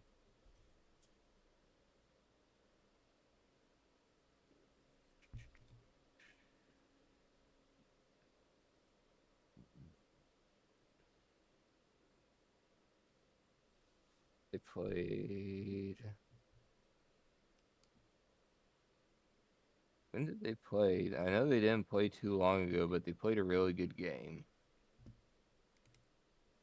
We're still able to see, like, we can't see who against, but Fordham here.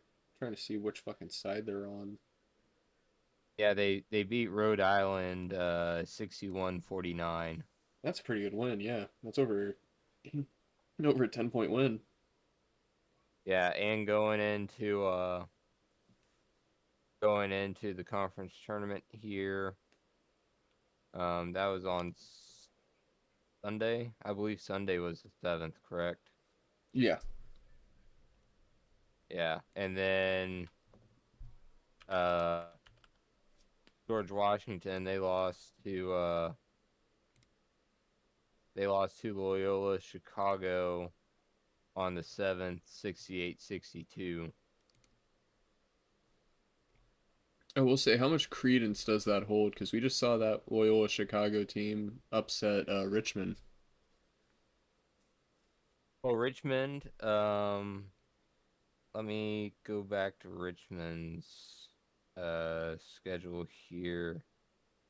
Because Loyola Chicago, they're 9-23 after today. Shit. But Richmond, in their last game, they blew a 30-point lead. I will say, looking at their schedule, the only other time they played Fordham, they lost by 14 points. Yeah, so Fordham's a good pick there, I agree.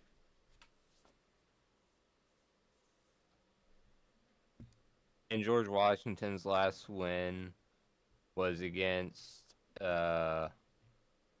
St. Bonaventure in overtime by 4. And St. Bonaventure, they pulled out the win today too, didn't they? Yep. 21-point win. Oh yeah. Good fucking win for those guys.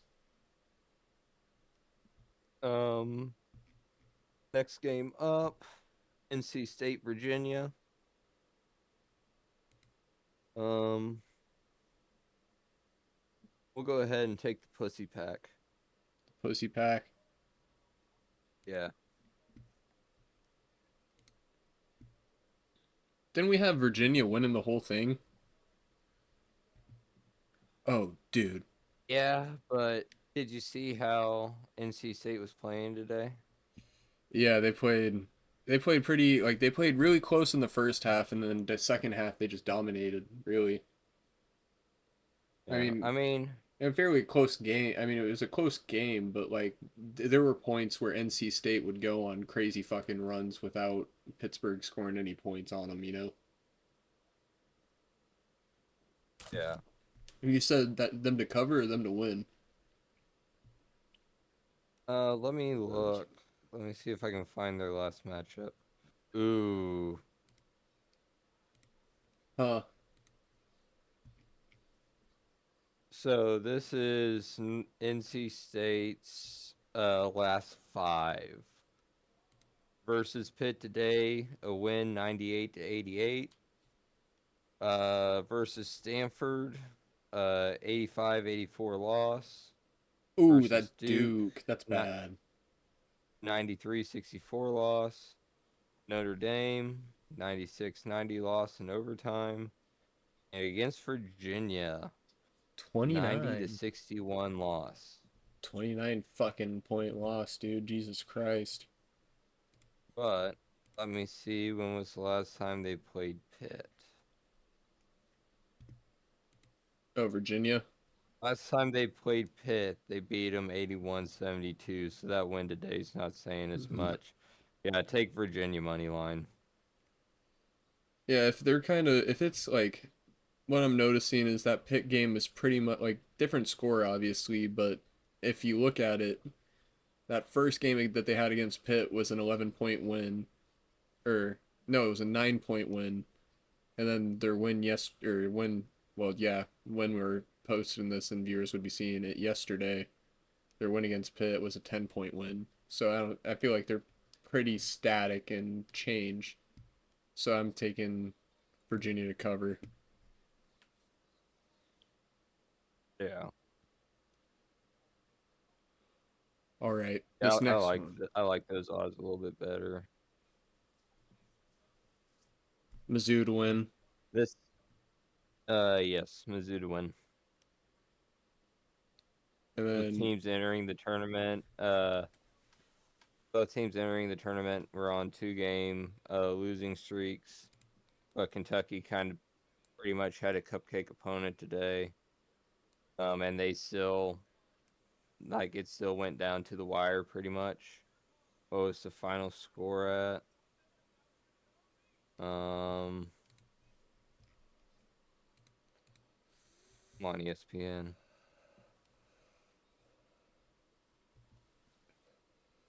Yeah, final score was 87-82, so even against what should have been a cupcake opponent, they still kind of struggled. It went back and forth quite a bit too. Yeah, Mizzou money line. hell yeah. Do we like Iowa And beating Mizzou beat Ohio? Florida earlier. I'm staying away from Iowa. That they staying away from them pick mods. Yep. Fair enough. Uh, fuck. Do you like Tech at the plus 190? I I don't don't know know. if I After do. seeing Iowa State That was so... tonight or today, you just kept saying, "Oh, they'll come back. They'll come back." Fucking final score 91-42. yeah, I think we gotta roll with the bipolar fucking chickens. Hell yeah. Take their money line. Mac Tourney, Bowling Green, Toledo. I don't like that. Again, this is another pick 'em odds. They split the regular season series. I'm not touching this one. Yeah, I'm not either. I don't like it. That line's too close to for me to want to bet spread. Another pick Bon 'em odd game. I'm not interested in. Bonaventure, George Mason. Bonaventure? Yeah, take the Bonnies.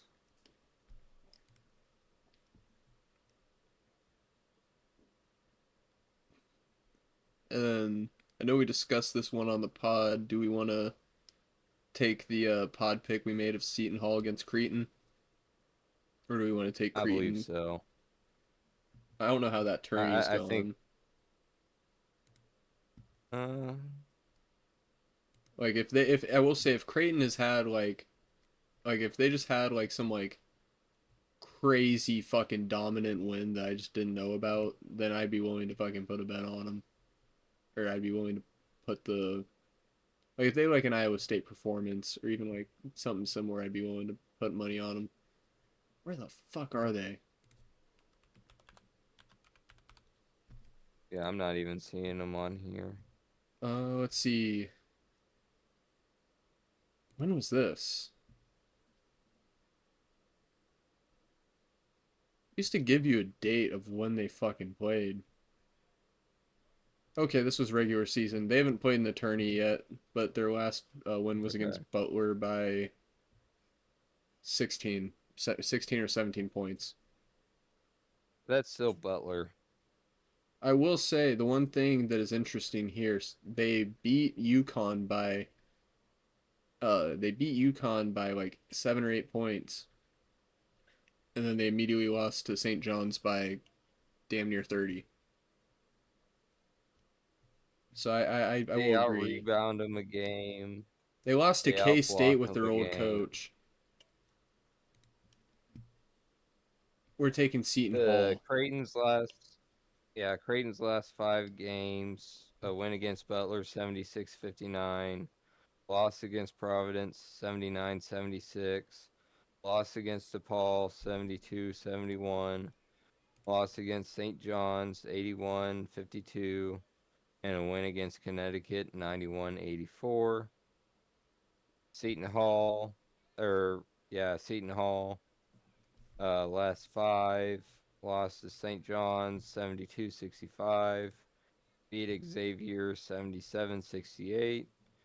Lost to Connecticut, 71-67. Won against Georgetown, 51-47. And lost against DePaul, 69-57. I think we're both seeing the pattern there. And we both like it whenever we see that pattern. Yup.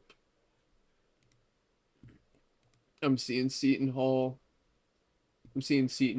Get closer losses to the good teams and hold the good teams to fewer points. I mean, granted, Creighton has the win over UConn, but these boys played UConn equally as close. They're giving up a fuck ton of points too in Yeah. each game. Oh, 100%, dude. Fucking, let me cut back over to Creighton here.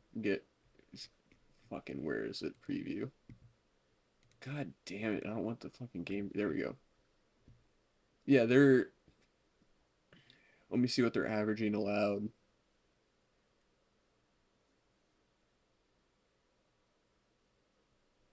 I'd say they're averaging about fucking 75, 80 per game. If it's any less, it's because of the fucking some of these early season. Okay, and here's another thing. They split the series with Seton Hall, but 56-54 in the first game was a loss at Seton Hall. And then the second one at home was a 69-68 win. I think at a neutral site, these boys got it. And especially already, I'm pretty sure at the 5 seed, they've already played a tourney game, if I'm not mistaken. They didn't. Their last regular season, their last game Oh, was yeah, on it the was 7th. St. John's. St. John's, yeah. Yeah, I still think we just take Seton Hall. I think they got it.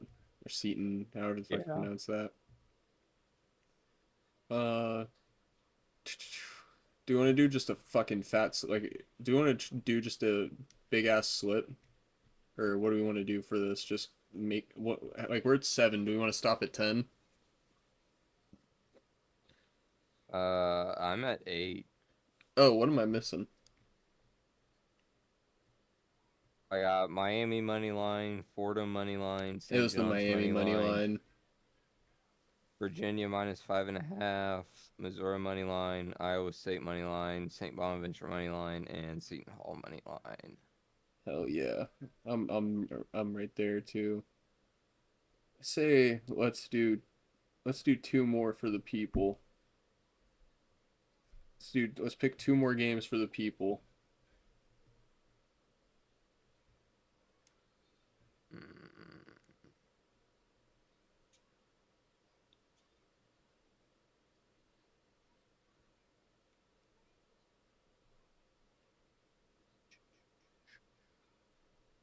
Let's go 1, 2, 2.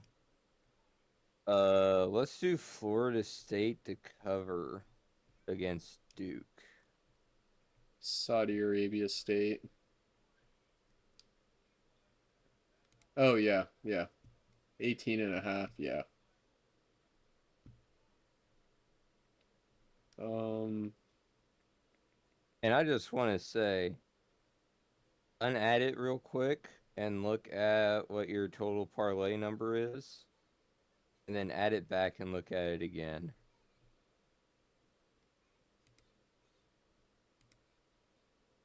Ooh, damn near fucking doubled. Yeah.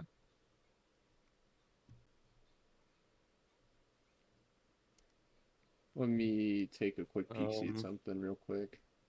Go back to the ESPN. We're going to UConn.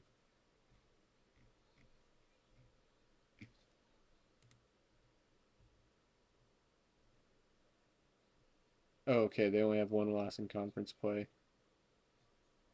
And who are they playing? Fuck, let me find that. Xavier. What is the score against Xavier for these boys? 32. Holy shit. Yeah, it's just consistently 30. I think my pick's going to be UConn to cover the spread. All right. Actually, And that damn near doubles it.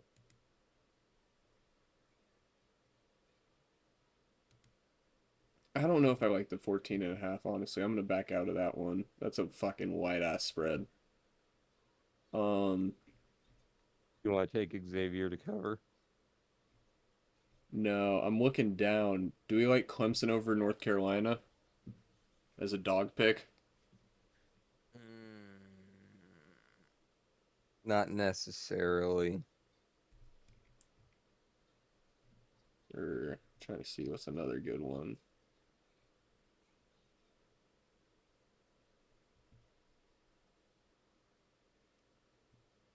You know, I'm willing to risk it for the biscuit. Do I take Tennessee over Auburn?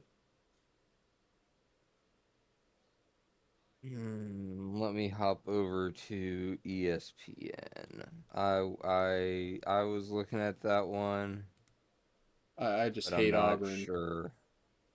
I've literally have just I'm started kind of watching. thinking so. I just started watching this shit, like actually paying attention really hard to the shit here recently. I fucking hate. Yeah, okay. Auburn lost to Tennessee.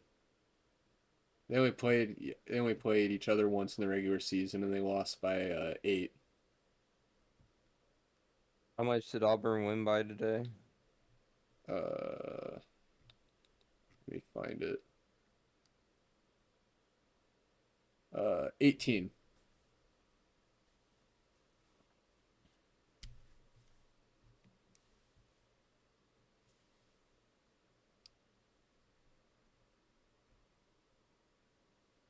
And who'd they play? Mississippi State. Let me look at Tennessee here. Did Tennessee lose this? No, Tennessee beat State too in the regular season.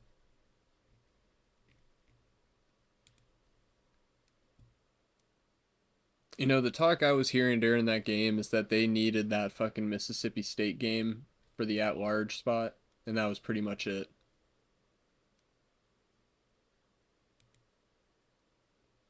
I think Yeah, I'm I think sorry. we can take Tennessee. Well, here, what's that line at? I want a good double. I want a good double. That's what I want here. I want this last pick to double this fucking payout. Do we still like the Louisville over Miami pick that we made on Monday's pod?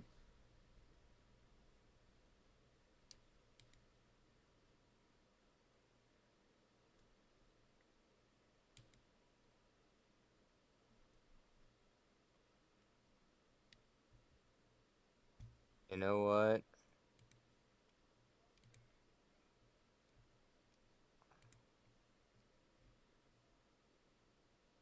ESPN, here I come. Beat Miami here recently. Like not their last game, but the game before last, they beat Miami 92 to 89. So close game. What do you think?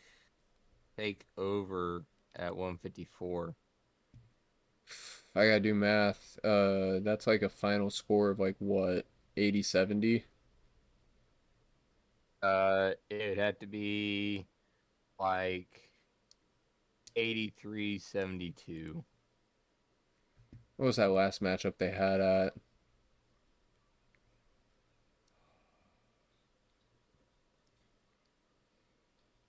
Just looking at how Louisville is playing fucking ball, like for college, this is fucking stupid, dude. 104-45 against SC State, 106-70 against Jackson State, 106-81 against Ohio, fucking 104-47 against NJIT, which fucking garbage school, whatever, but 99-73 against Memphis, 94-54 against Montana Grizz, 90-70 against Cal, 100-59 against Pitt at Pitt, 118-77 against NC State. These guys are averaging so many fucking points, dude. But at the same time, their tourney game they had today against SMU was really fucking low scoring.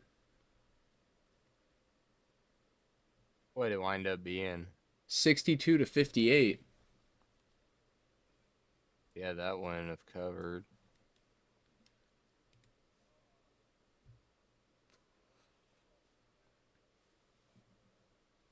Let me look at Miami. What are they fucking? What's Miami doing on fucking?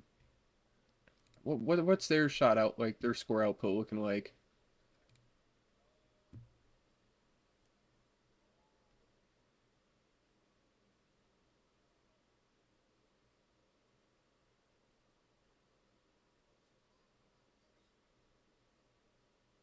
I'm taking it. I'm taking the over. All right. I looked into it. Miami, they score a lot of points too. Both teams will score at will. I could see this being like an 85-80 affair. So I'm gonna put chill 25 cents on that to win 108-23. 10-legger. Fordham money line, St. John's money line, Virginia 5.5, Missouri money line, Iowa State money line, Bonaventure money line, Seton Hall money line, Miami Ohio money line, Florida State 8 plus 18.5 over 154.5 on Louisville Miami. And you know what's really cool about this slip, Caleb? Honestly, hear me It's pretty out. much all during work. We should swap the Florida State line for one that's while we're at work. If there are any You think that so? I think I think we should. I think we should look at this let me pull some up real quick. Let me pull some up real quick. Scores. UCF played today, so I know that they'll be on here.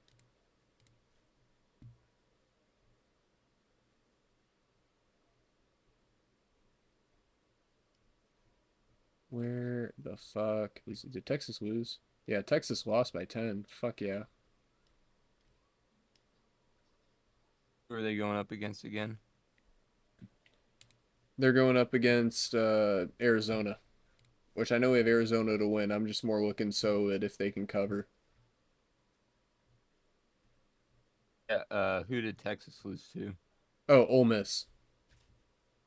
Nice.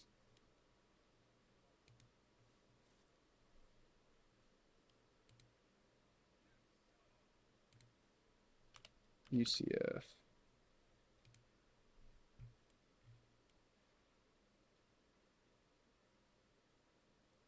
Three, 10, 17. They lost by 17 to Arizona State the first time. And the line is set at 16.5. So these fuckers perfectly know.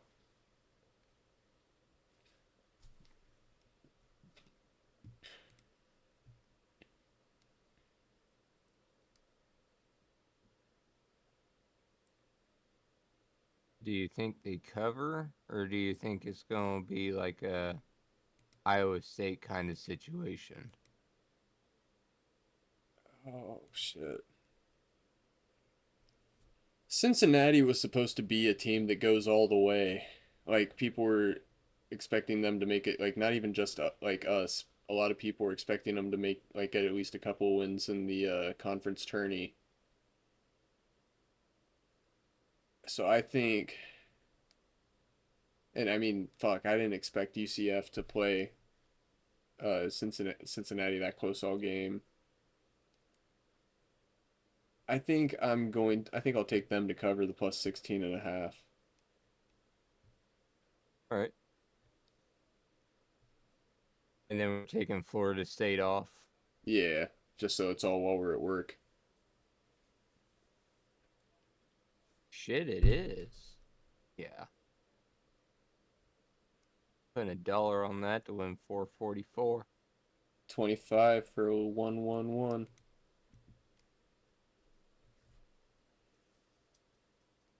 Oh shit. Think about the last thing we could really cover today is outside of our fucking Internet Explorer and any other awards. I got one award I personally can think of. Um, but I think the last thing we can cover is our NASCAR for the weekend. Yeah, let me pull up track information here. Las Vegas Motor Speedway. I think we all already know who we're going to pick, though. Oh, okay. Real quick, I have a random one that you should put in. All right. F1 first car to retire. Aston Martin. Have you heard about the Aston Martin F1 car? No. So Aston Martin designed a new F1 car going into this year. And the deal with this car is that 28 laps around the track in this fucking car, permanent nerve damage.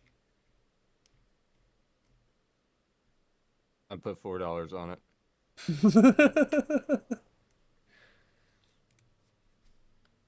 I can only afford to do 25 cents because I got to do our fucking. Or else I'm going to save it. I'm going to put more money down. I'm going to put more money on it or on FanDuel.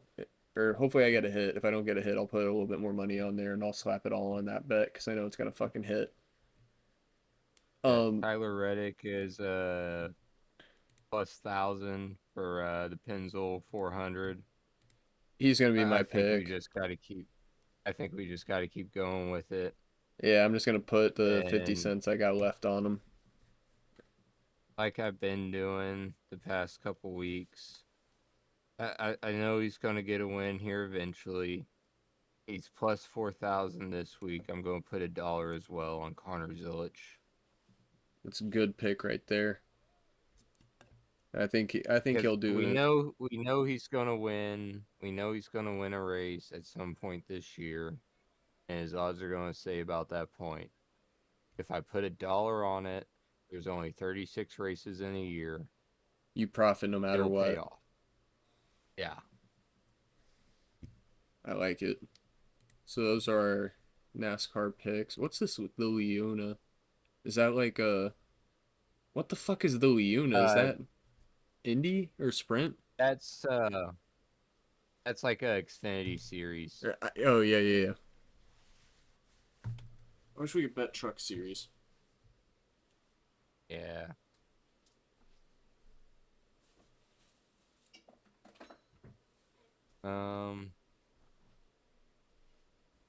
I'll throw 50 cents on Allgaier.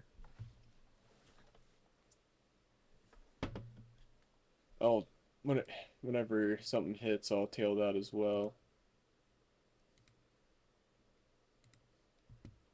I think that pretty much covers our bets here. That slip that we put in is already not looking very hot. That four-legger. Yeah. That's whatever. It'll all fucking work out.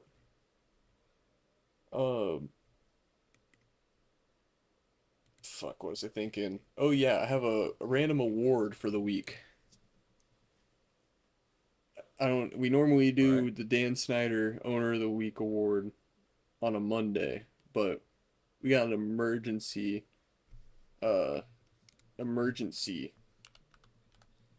award to give out for this week. Utah Valley. Have you heard about this situation? No, this is new to me. I thought you were going Baltimore. No, there is Baltimore, but this we could do a dual winner. We could split the award and give it to both sides. Utah Valley, the college where the Kirkster was murked at. Utah Valley University going into yesterday, the issued an ultimatum. Keep in mind, they're the 1 seed in the tournament. Utah Valley is the best team in the WAC conference, and they're moving to the Big West Conference next year. The WAC issued an ultimatum to Utah Valley to pay them $1 million that day, like yesterday, March 11th. So March 11th, they wrote a statement saying Utah Valley needs to give us $1 million with it like today, or they are not allowed to play in the WAC tournament. And Yeah. yeah, and obviously I mean, you're the 1 seed. You're primed for a fucking tourney spot. Not only did they cave in and pay the $1 million when, okay, background context real quick. Utah Valley countersued the WAC conference over this dispute, saying that the WAC actually owed them $1.3 million in unreturned profits, and they won that injunction against the WAC. But the WAC then argued that they still owed them because of the initial lawsuit $1 million, and they needed to put that shit in escrow today, or they couldn't play. So, despite winning the lawsuit, the athletic director at Utah Valley University decided to fucking cave in, give them the $1 million, and then on top of that, just the whole situation in general, man. Like, this college is a fucking joke. You kill the Kirkster, and then your school does one thing right by making the fucking like being the 1 seed in the tourney, and then it comes down to literally last fucking second.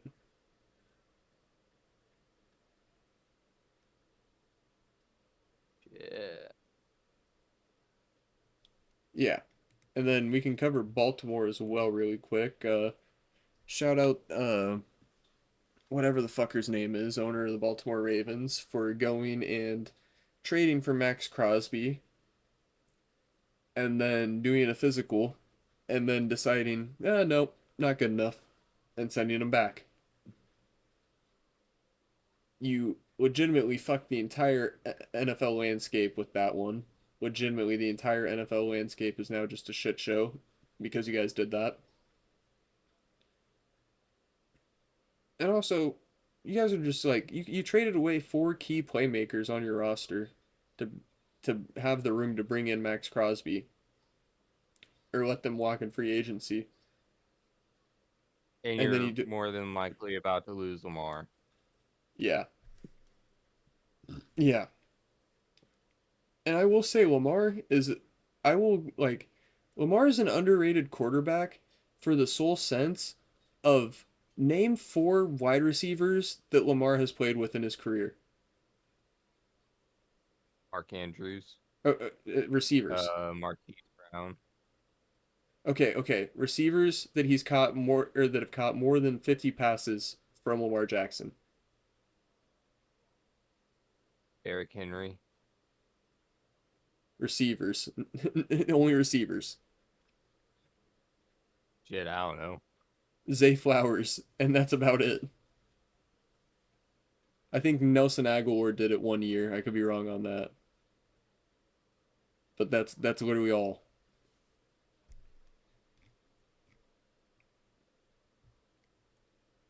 Yeah, fucking Ravens. And then you got a Internet Explorer game of the day for us, Caleb? Yes, I do. So today's Internet Explorer game of the day, we're going to the Pac-10 Tournament Championship. Number 13 UCLA versus Cal. UCLA won 71-52 at the Staples Center in Los Angeles. Fucking Yeah, it was just a good game. UCLA dominated the whole game. Uh, Fucking some decent stars on the team. Aaron Affalo, Jordan Farmer, uh, Luke Richard Imba Amut. Oh yeah. Fucking wound up playing all the way into the championship game that year and eventually fell to Florida. Hell yeah, dude.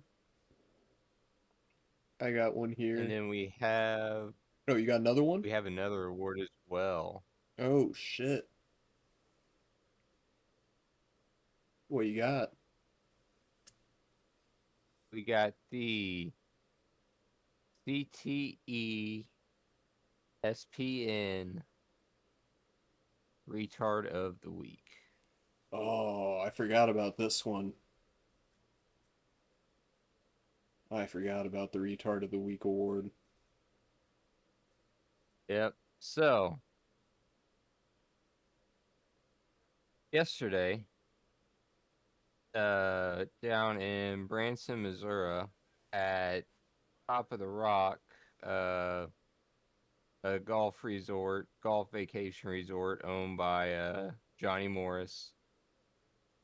Uh, Two terrorists, or not terrorists. My bad. Fucking, it's late. It's late. Two tourists, two tourists from California, Brett Howard and Todd Azevedo, are facing felony property damage charges. Investigators say Howard climbed onto the shoulders of Azevedo and attempted to hang from the tusk of a woolly mammoth skeleton. The tusk then fell to the ground and shattered. The tusk weighed approximately 200 pounds and was valued at around $200,000. Jesus Christ.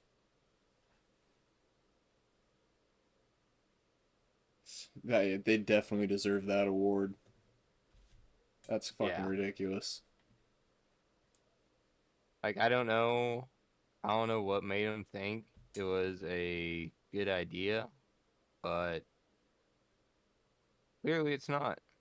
Definitely not. Absolutely not. Shoot. All right, breaking news, folks. Went to take a piss, get back, and find out that we got. I'm gonna refresh it real quick. Dude, dude, dude, dude. I didn't get a, I didn't get a bet back, but you know what I got? You got the instant win? I got the instant win and a fucking 100% profit boost. Yeah, I got the 100% as well. So I wonder if mine just hasn't updated or if I'm just not getting that bet back. Do you think UCF can go up by 7? Let me get back to it.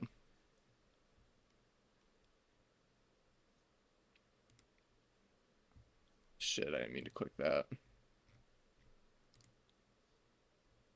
Ooh, or Florida State.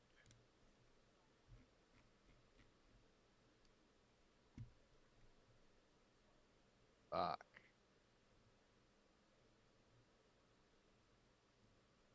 Mine's an instant 7, so I'd probably. Yeah, I got instant 7 as well. I think I'd put that on Florida State. Florida State. What time Yeah. does that game start? It'd be cool if it was during work. Yeah, I'm gonna try and find one that's during work.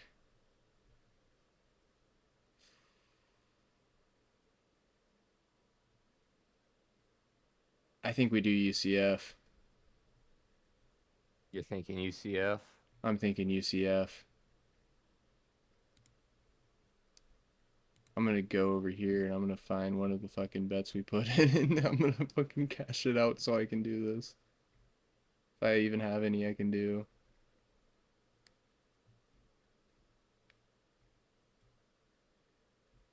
No, I don't. I'll just have to do that tomorrow. How Yeah, I'm much putting should I put on it? instant 7. I'd put like 2, 2 or 3.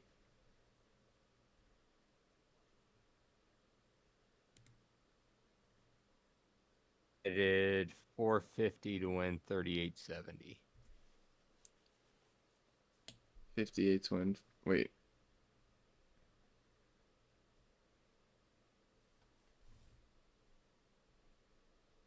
Shit. That's a good one. They're not going to get me this time, motherfucker.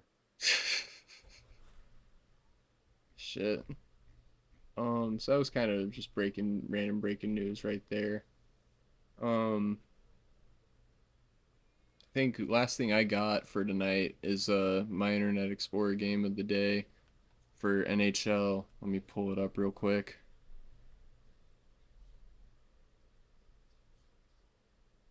We got Stars versus Canucks. Uh, Stars 2, Canucks 1. Canucks took the early lead in the second, or I mean, not early. Scoreless through the first, second period. Canucks get on the board. Nothing from the Stars in the second quarter, or second period. Third period, my goat for the Stars, Mike Modano, goes and rips 2 goals to win the game. Does it early in the period, and then right with about 5 minutes in, and then 5 minutes left, he cranks 2 goals. A whole lot of penalties in the first, which I have a feeling that probably led to the no scoring. Second and third lightened up, and I mean, like I said, saw the scores. Definitely looks like Canucks had, or Canucks, their goalie, he definitely had a better game. Uh, Saving 31 to 33 shots on goal. Overall, pretty solid game. Definitely can't wait to see how the Stars play out through the rest of the year. Yeah. I think that pretty well concludes it. This this week's of episodes for us. I do have one more slip to run by you here before I submit it. All right, let's hear it. I got that 100% profit boost applied to it. Mm-hmm. I got Fordham money line, Miami, Ohio money line, St. John's money line, Virginia money line, St. Bonaventure money line, and Seton Hall money line. Here, one All second. that comes out. All that comes out to plus 5,650. You said you got Florida? Fordham, Oh, Fordham. My bad. Where's Fordham at? Miami, Ohio, There we are. Bonaventure, Seton Hall, and what else? St. John's, and Virginia. Shit, and that just makes it straight plus 5K. Yeah. That's a good one right there. Hell yeah. You like that? Yeah, that's a solid one. I'd put the 100% on that. Yeah, I did $2 to pay out 113. Hell yeah. Good slip. Good slip. All around good slips tonight from us, I feel like. Oh yeah. Um, yeah, I don't think we got anything else tonight. I don't think so. All right. Well, that concludes the Midwest Degenerates episode 11. As always, send us your slips. Leave a like, subscribe, follow on Spotify, share with your friends, send us your slips. Let us know if you get any good hits, regardless of if we posted or if we shared it with you guys or not. So let us know.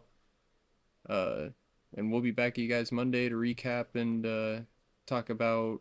I believe we'll probably be covering the semis and finals of WBC, and then March Madness We have are started yet? doing. What's that? Will Madness have started yet? No, so that's what I was about to mention. We are planning on doing a special episode on Sunday, Oh, uh, yes, yes, yes. going over Selection Sunday, putting together brackets, and we will have a ESPN bracketology, uh, I guess you would call it page set up, or if anybody listening, if they would like to add their slip to it, feel free to join, and yeah, just be a fun, friendly competition. Whoever wins will get an ice cream cake from Dairy Queen. Or if you're lucky, we may figure out a way to get you one of them ice cream sandwiches from the Tokyo Dome. Yes. Hell yeah. Well, yeah, thank you guys for tuning in. We'll catch you guys on Sunday for that March Madness special episode with the bracket. And yeah, hope you guys have a great night, and we'll see you later. Peace. Yep. We'll see you in the next one.